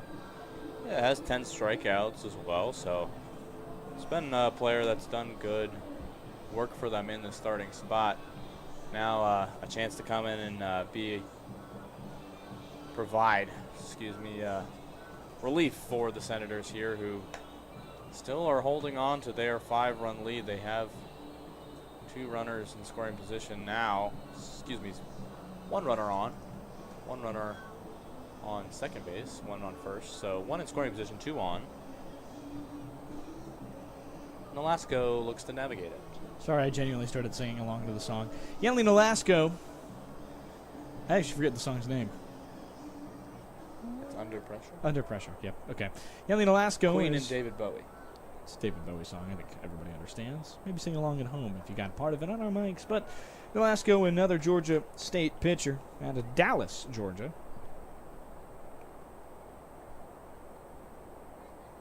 First pitch from Nolasco is swung on and belted backwards.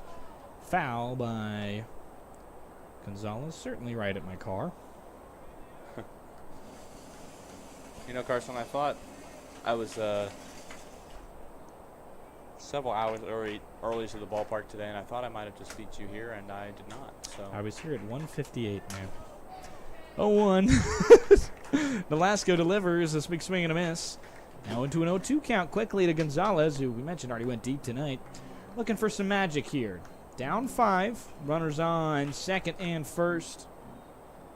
Bit of a bad spell of play from the Senators has not affected them tonight. They found their way without the big bat of Bud Coombs. 0-2. No homers, but persistence as they miss.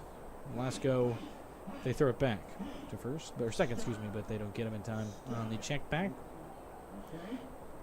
good awareness there from Cal Johnson to dive back into second and not cost his team an out here when they could really use some runs to spark a comeback here. Rocket into right. It's going to get down for a base hit. Runner rounds third. Tough play. They throw to third despite having a real good shot at the plate. But it'll be the likes of Cal Johnson scoring. The first man to score and get a hit since that third inning. Will be curious to see now what they can do. And another RBI for Gonzalez makes 3 on the night. Well, Gonzalez, no shortage of RBIs this season. And that's the perfect spot to hit that one, and a little bit of a miscue throwing that one to third where they might have a play at home. Cal Johnson gets home standing up, and this lead just slightly smaller now for the Senators. That was his team leading 25th of the year for Gonzalez over there at first. As big swing and a miss by Malvazio has been a bit of a cold spell since the All-Star game. I guess All-Star break. It was a one-day All-Star break. We don't have time to lose like the MLB does with 5 games. I mean, the plane broke for the Red Sox today, and they still played the game. They did not leave as 0-1 hit into left. Very well struck. Off the top of the wall. Needed only an extra foot to get out of the ballpark, but one runner will score. A double by way of Malvazio. Any other part of the park except center, that thing is a homer. That ball was quite literally less than a foot away from leaving the park. Pops off the top of the fence there, and the big hitter for the Big Train, Malvazio, continues his good night as the All-Stars are showing what they can do. Big Train in a great spot now. They bring another run home, and the bases stacked at second and third. Senators take a quick catcher's visit. One less RBI this season than the likes, or one more RBI in the season to the likes of 20. A very good hitter, obviously. Drove one home, that being right. Malvazio on second. Gonzalez over there at third. Tying run at the plate, Foscolo. And the bottom of the 7th, Big Train have got a run going here. And Cardiac all year down at 1.924. trying to make a 5-run work. Yenli Nolasco pitch right up the middle, a comebacker. He bobbles it, but is able to get it over to first in time.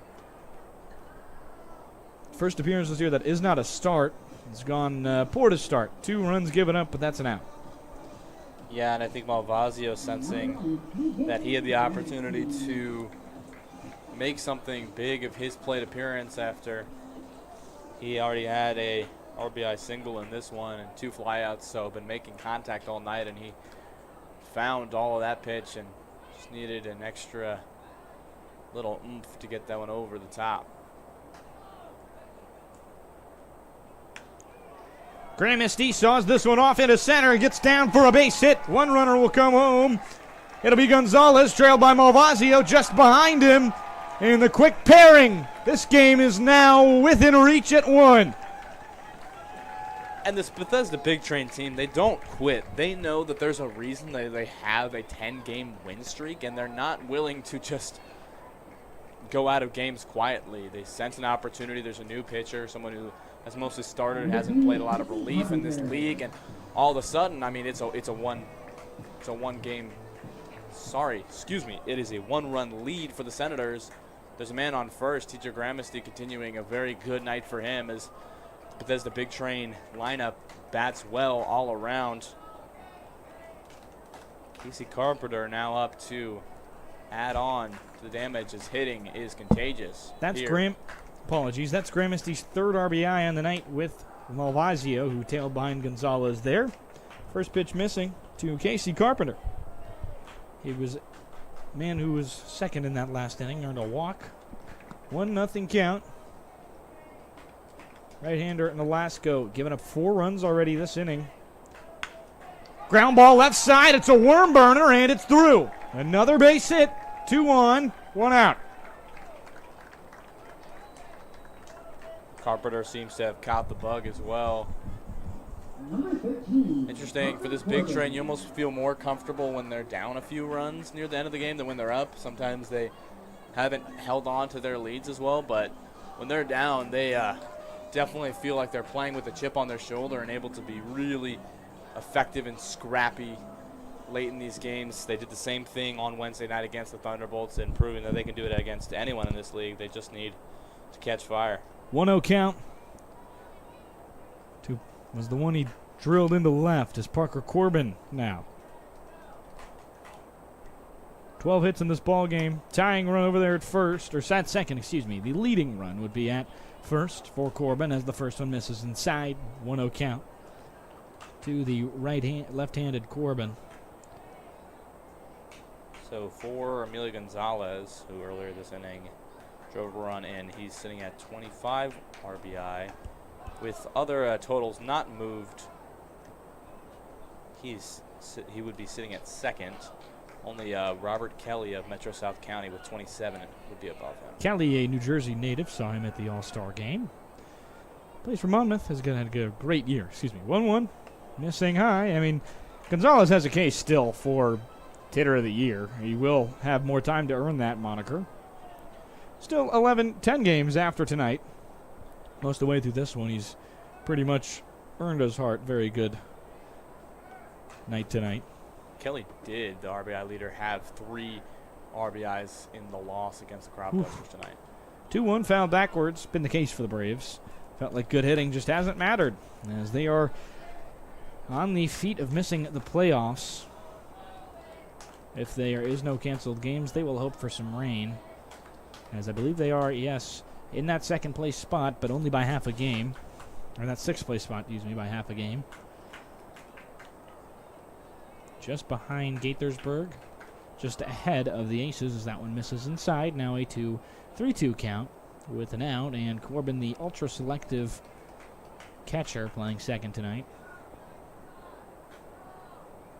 Does very well watching the pitch, and the whole team was a little frustrated at the last time he was at bat, not feeling like the full count call was the right one as he struck out. 0 for 3 with 2 Ks, and there's a third. Swing and a miss. He goes down. Big Train now have a tough spot with 2 outs. Jack Gagan comes up. He's 0 for 3 tonight as well. Bottom of this order has been a bit stagnant. 0 for 7 in total between Corbin and Gagan. Two catchers at the bottom of the lineup. Still waiting to add on, but Gagan does have some good hitting in his bat. Definitely some power and speed that drives runs in. First pitch in there. Bit high to Gagan, who at least he thought so. 0-1 tying base runner is on second.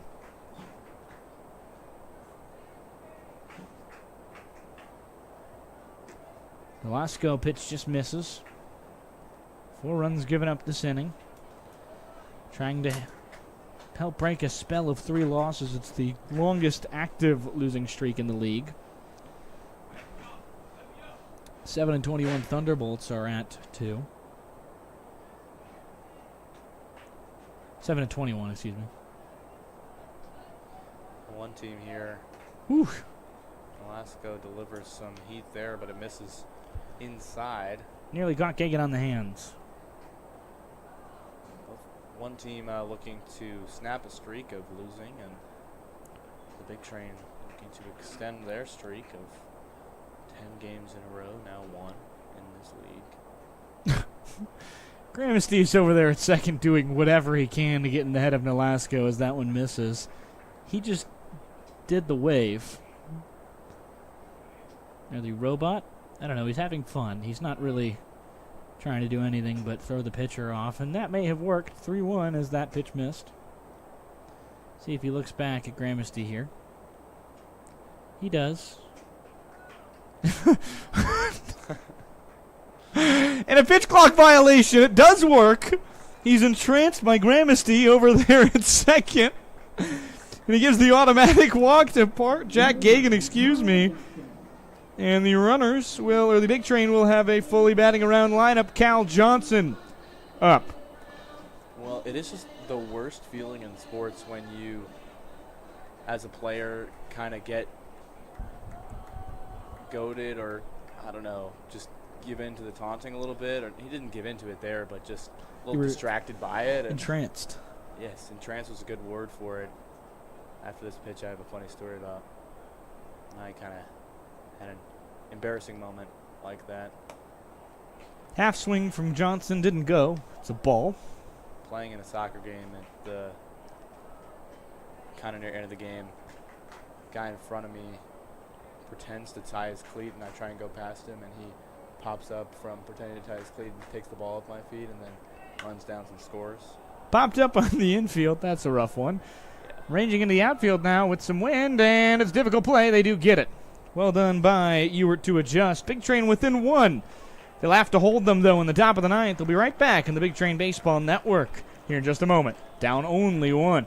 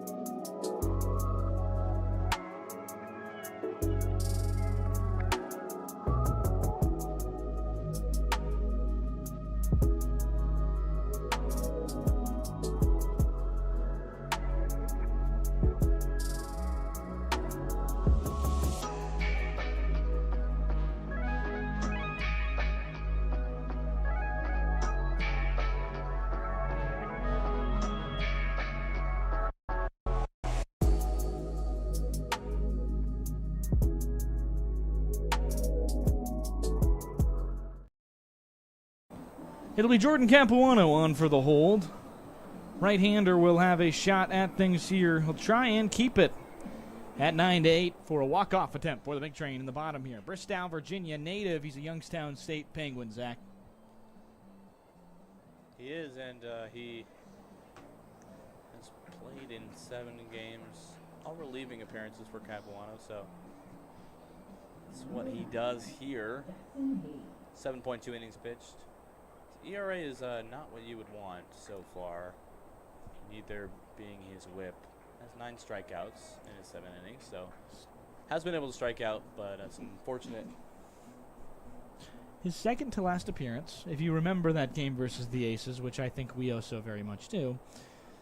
In that ball game where the big train gave up a rough estimate, I think it ended up being 15 or 18 unanswered.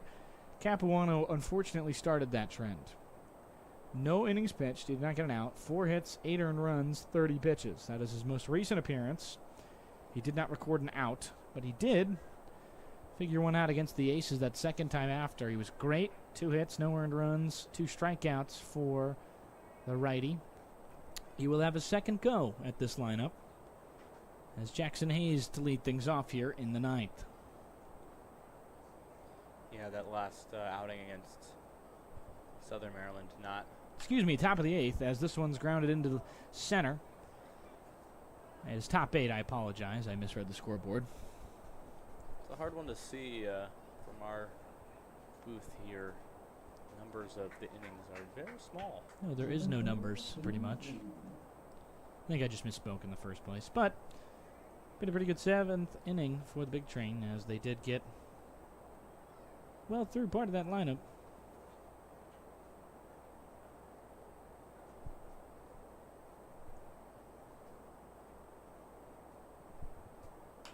Ground ball right side off the bat. Going to be a tough play for 2, but Corbin is able to flip it over to 1 for 1 as James Lehman is able to at least move Hayes, the lead runner, over to second, but he does go down 4-3. It's a good play there from big train defense. Getting the guy out at first base. Does advance someone to scoring position for the Senators now with 1 out.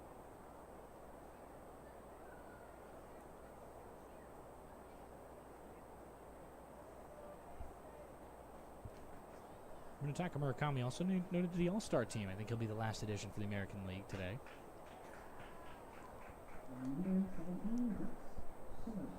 1-0 as Josh Saronis takes the first pitch. Delaware Blue Hen commit.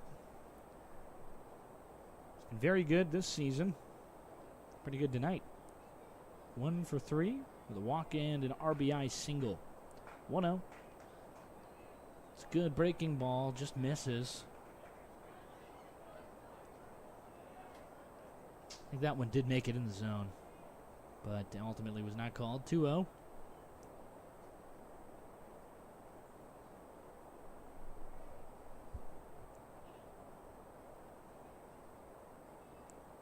Runner at second. That one does miss on the inside portion, so Saronis a 3-0 count. Exactly what he wanted.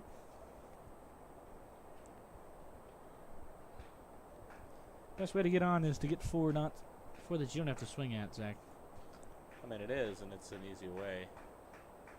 Capuano wants to avoid that tonight as much as he can. It's fastball down Broadway to try and get competitive into this at-bat. And, you don't have to get all the way back with strikes. You can just throw a pitch to soft contact if that's what needs be.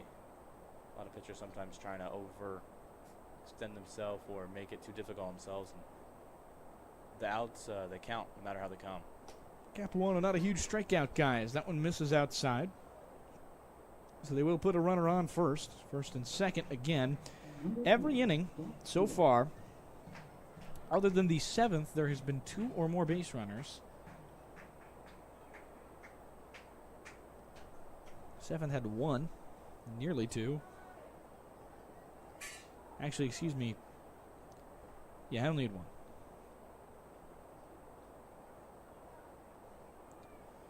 Now it's Jack Ewert, left fielder. Fouls this one backwards off the netting. It's a good fastball by Capuano.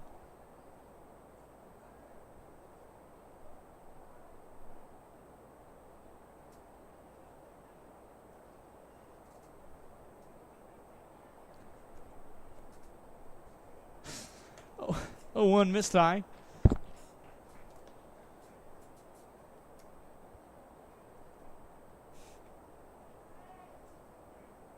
The 1-1 now from Capuano. Youngstown State Penguin is trying to navigate some jam work. Won't go into jam again. We won't stop talking about it. Much closer ball game, 9-8. Maybe we had some rally jam. I'll stop. This one definitely within reach of the big train, but it's going to take a performance from Capuano here, who needs to deliver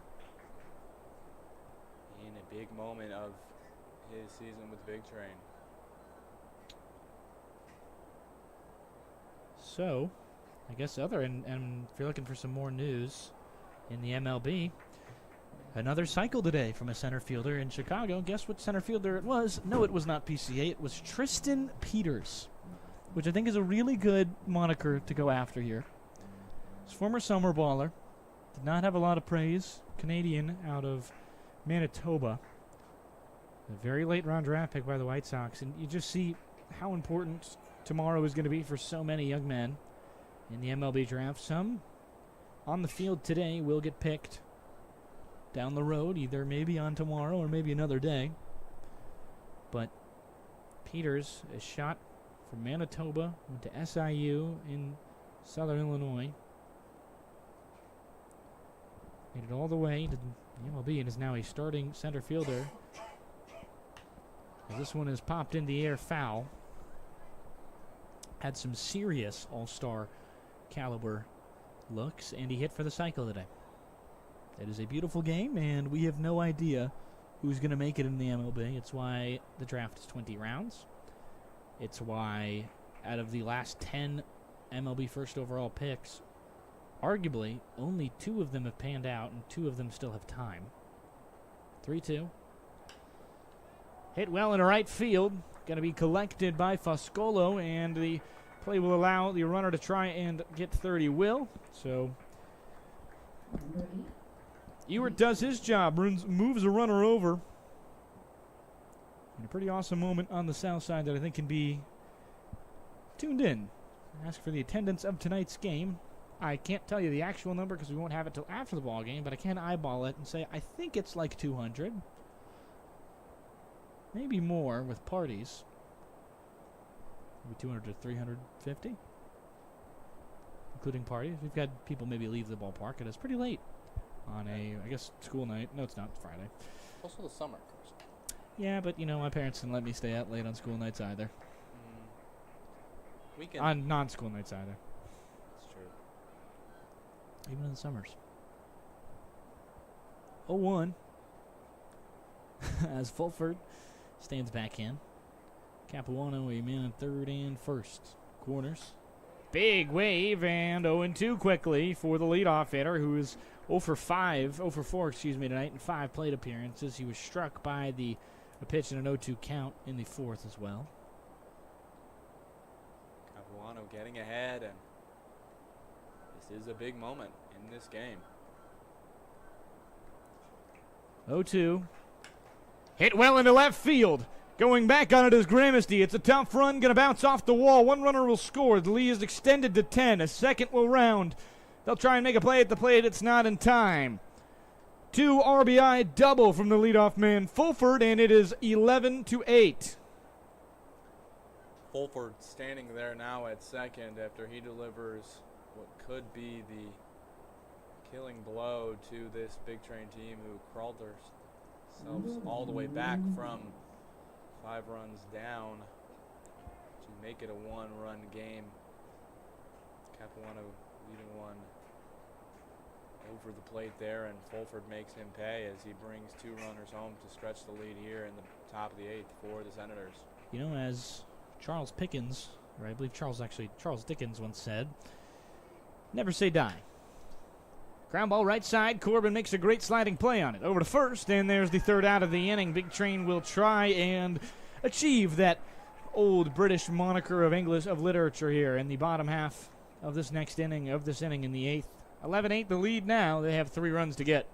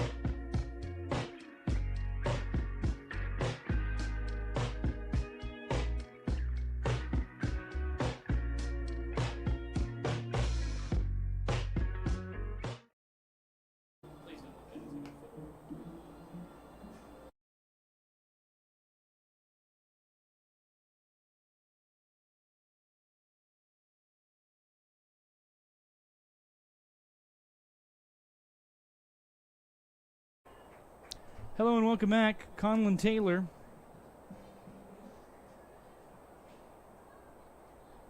New man on. First pitch in there to Brennan Wright.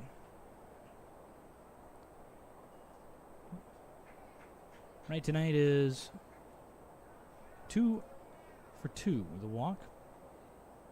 Taylor following pretty good Southern Maryland pitching staff tonight, who has unfortunately fallen apart with the likes of Yenli Nolasco unable to do much of anything. Taylor, a all-star this season through 8 games, 12 innings pitched. He's yet to give up a run. Did give up a run in play against the Valley League, as that one's in there, quickly into a 1-2 count.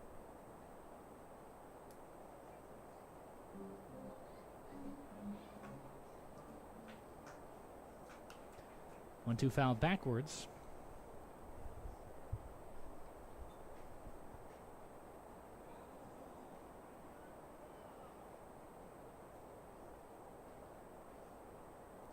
Pitch from Taylor. That one missed. A bit low on the inside. And Wright has himself a 2-2 ball count. Taylor had a pretty rough year at Bing. Nichols, New York native out of Oswego High School, which is in the Syracuse area roughly. Syracuse hosts some professional sports and the AAA affiliate of the Mets, as well as maybe professional soccer in due time. Used to be the Syracuse Stars there. 3-2. Well struck into left, but it's going to go foul for Wright. Brennan Wright with an opportunity to get himself on base, either with a hit or a walk here. Has to avoid the K if Big Train are going to start something stirring here in the bottom of the 8th. 3-2. Big wave at that one. Good high fastball from Taylor. And he brings down Wright. Would not be surprised if Taylor goes for the last 2 innings here, as that is a strikeout for Wright on his tally. His first of the night. Does not strike out much. Yeah, and they knew they would probably need it, so they saved one of, if not their best reliever for this end of the game. And Taylor doing a really good job putting that one where it can't get hit, but it's tempting to swing at. First pitch missing to Emilio Gonzalez at an RBI single. 3 on the night. As his home run in the first also gave the Big Train a 2-0 lead. One they're trying to get back to. 11-8, the lead for their side in Southern Maryland. 1-0. Strike one on the low part of the zone. Conlon Taylor, a beautiful breaking ball low.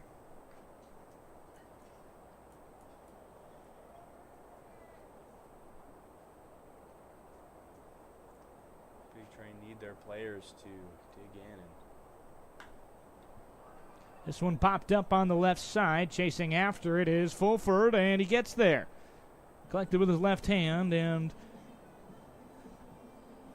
for Fulford, it's another good play in that field. He's been fantastic there. Gold Glove worthy this season, and another one where it's tough play, but he makes it range to his left, and he got it.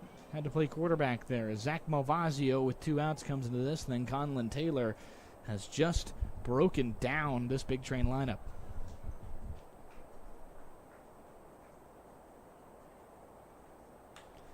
Malvazio gets into one into left, and it fails foul.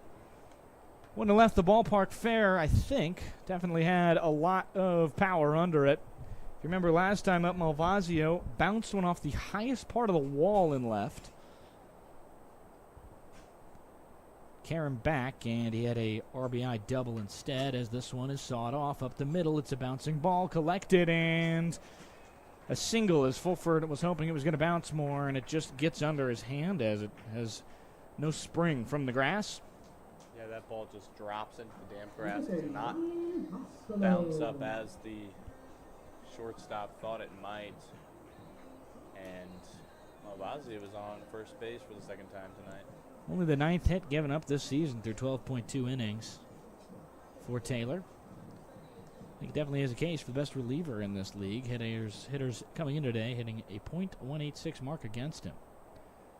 Rough 2026 season for the Binghamton Bearcats. Trying to build on that. It's got a chance to next season, but good chance to build on something like that when you have such a good season like this. We were mentioning before how big summer ball can be in guys' careers, and it happens all the time in the major leagues that people get recruited out of JUCOs or D3s. It can all be about the worth ethic and how you present yourself as a baseball player. Summer league, big opportunity for players like Taylor to turn around their season. Missile down the line, nearly caught the first base coach off Foscolo's bat. Missed him, thankfully, and a 1-1 count.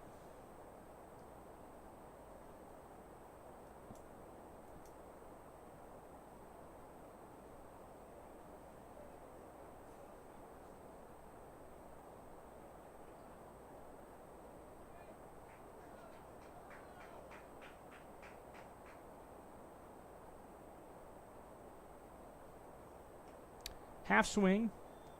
Did he go? Appeal to first. Not needed. He did not. Unsure if he appealed to first there. I thought he pointed. But no motion from the umpire. 2-1.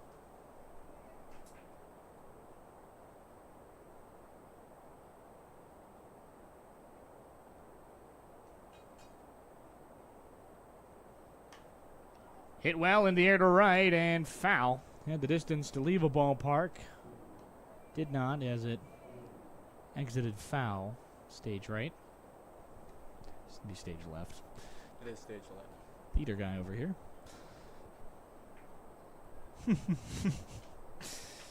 2-2. Righty Taylor. Big swing and a miss there. Foscolo under a fastball, and Conlon Taylor just mows him down. We'll be right back. 11-8. We'll head to the top of the 9th inning, and the Big Train will have to hold them off and try and keep this as it is.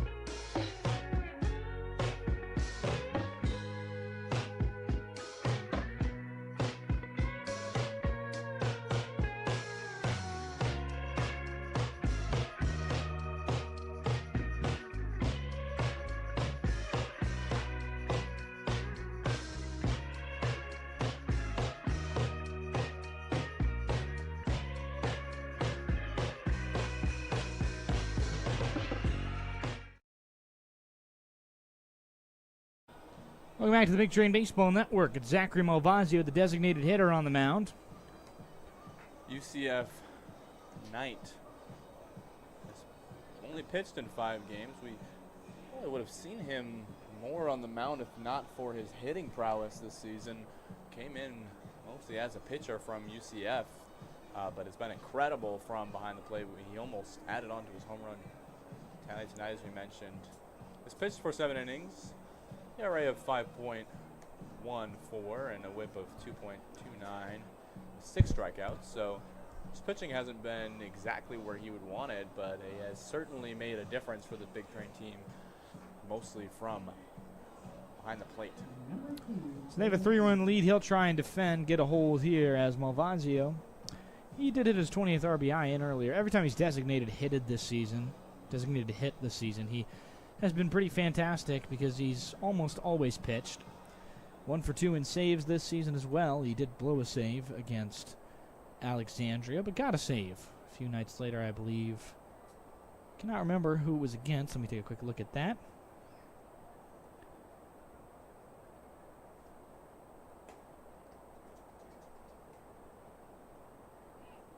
Against Gaithersburg here in the save, as that first pitch missed to Cole Ream. 1-0 count now. Foul backwards towards us. Well, it felt a little bit like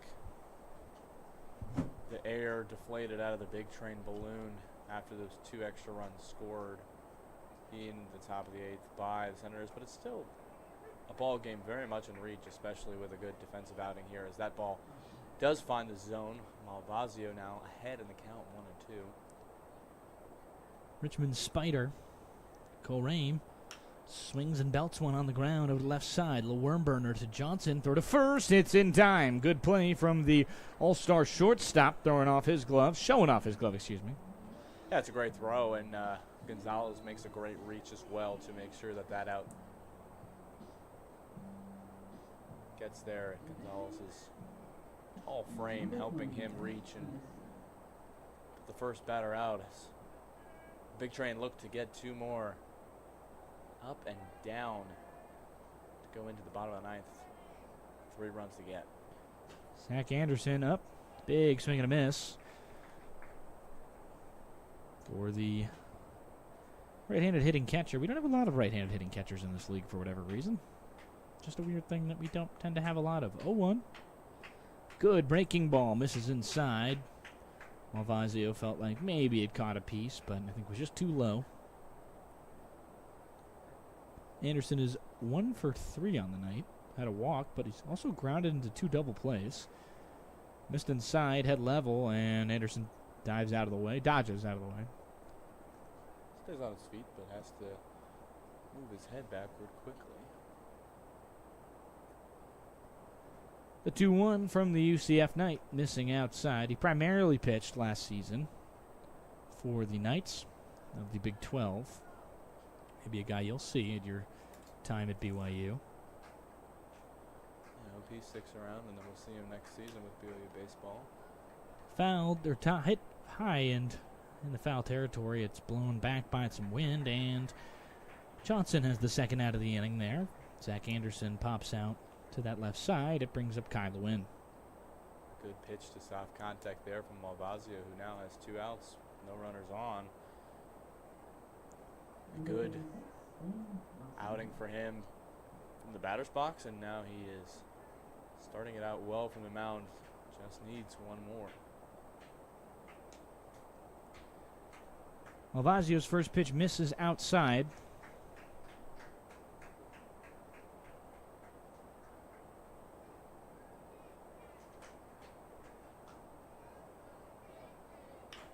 Ground ball left side collected by Carpenter. Will make the throw over to first. It's a tough one, and he's got the 3rd out of the inning. So 3 up, 3 down. Efficient. Malvazio will have to bring these Big Train to the top of the 9th. Bottom of the 9th, excuse me. They have 1 more chance at this thing to get back into this game, 11-8. We'll be right back on Big Train Baseball Network.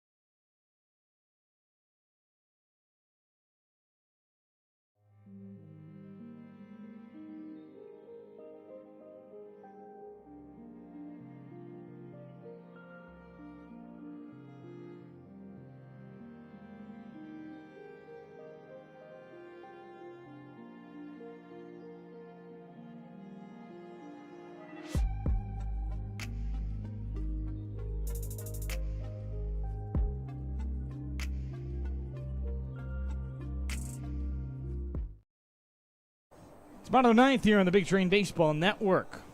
Conlon Taylor still up to pitch here as the Big Train will lead their bottom nine off with TJ Gramesty, the center fielder tonight. Gramesty, one of the runners driven, one of the runners in that first game as the only other walk-off this season. They would need one to win tonight, or at least would need some late heroics to get tied. First pitch missed inside for Taylor, who's going for a 2-inning save. Taylor doing a great job last inning for the Senators. Big Train had a big seventh bottom of with 4 runs there to make this one definitely interesting and within reach still for the Big Train, but they'll need some heroics here from their lineup. 1-2. Popped up on the infield. Going to be a tough play, but should be maybe a can of corn as they do get it together. Gloves bash against one another, but Zach Anderson's still able to get the out. So out number 1. Pretty easy can of corn there. Yeah, Jackson Hayes tries to call his catcher off it, but catcher doesn't budge on that one, and a good call from him as he gets that one into his glove. Should normally give that to the third baseman, but Hayes had a beat. Worked out anyway. Casey Carpenter up. He singled his last time up. Big Train down to their last 2 outs. 11-8. Senators as that one's missed high. Carpenter, more patient batter, for better or worse. Sometimes striking out looking or seeing a few strikes looking before he can get a swing off his shoulders. Taylor, last season at Binghamton, a 12.86 ERA through 7 innings pitched. He allowed 10 runs as clobbered into right, but it's foul. Clubbed that thing, but could not get down in fair territory. Bethesda will need guys on the bags in order to set up a walk-off here if they want to come back.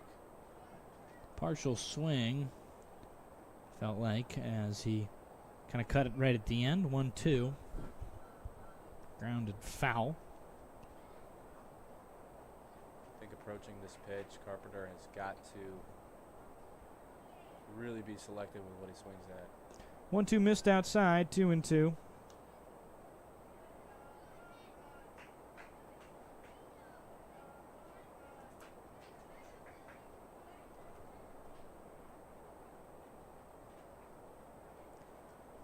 Two misses outside and quickly into a full count.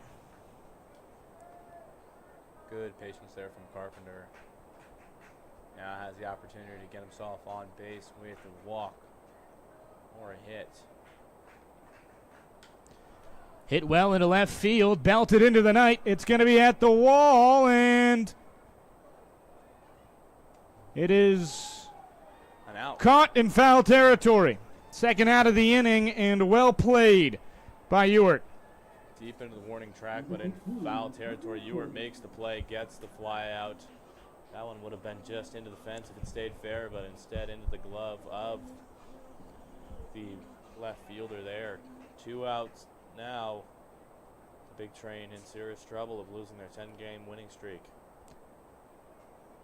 Parker Corbin, first pitch in there for a strike.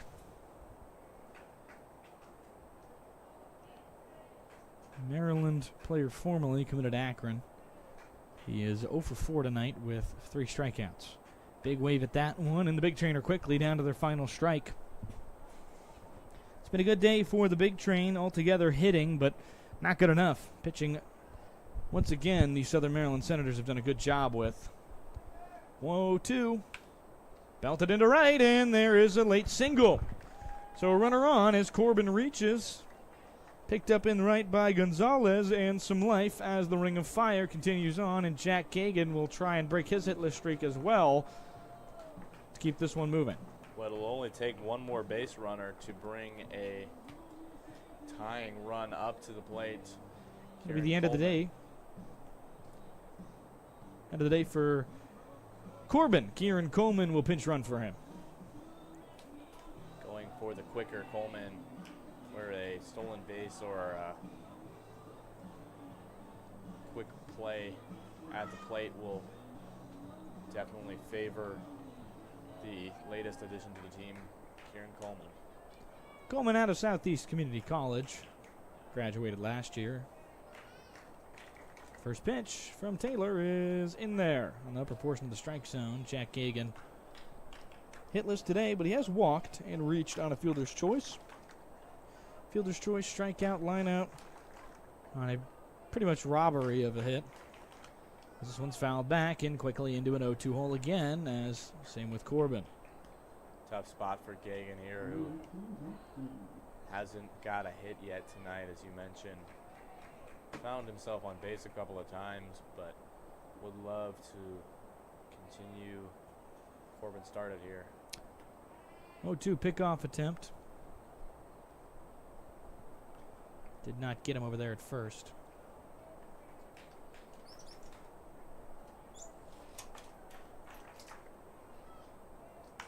Oh, 2 hit well into right field. Going to be a tough play on it, but he gets there. That will end the day for the Big Train. They fall 11-8. Tried to come back, but were not able to. It's a continual win, or another third straight win against the Big Train for the Southern Maryland Senators. They break a win streak of 3, or break a win streak of 10 for the Big Train, a loss streak of 3. Thank you very much for watching. Stay kind and have a good night. Big Train fall. We'll be back tomorrow night at 7. That's the end of the game. The final score is Big Train 8, Senators 11. We'll be back at Shirley Kovich Field tomorrow and Sunday. Tomorrow includes the Big Train Baseball Card Giveaway. Sunday is a unique night of baseball.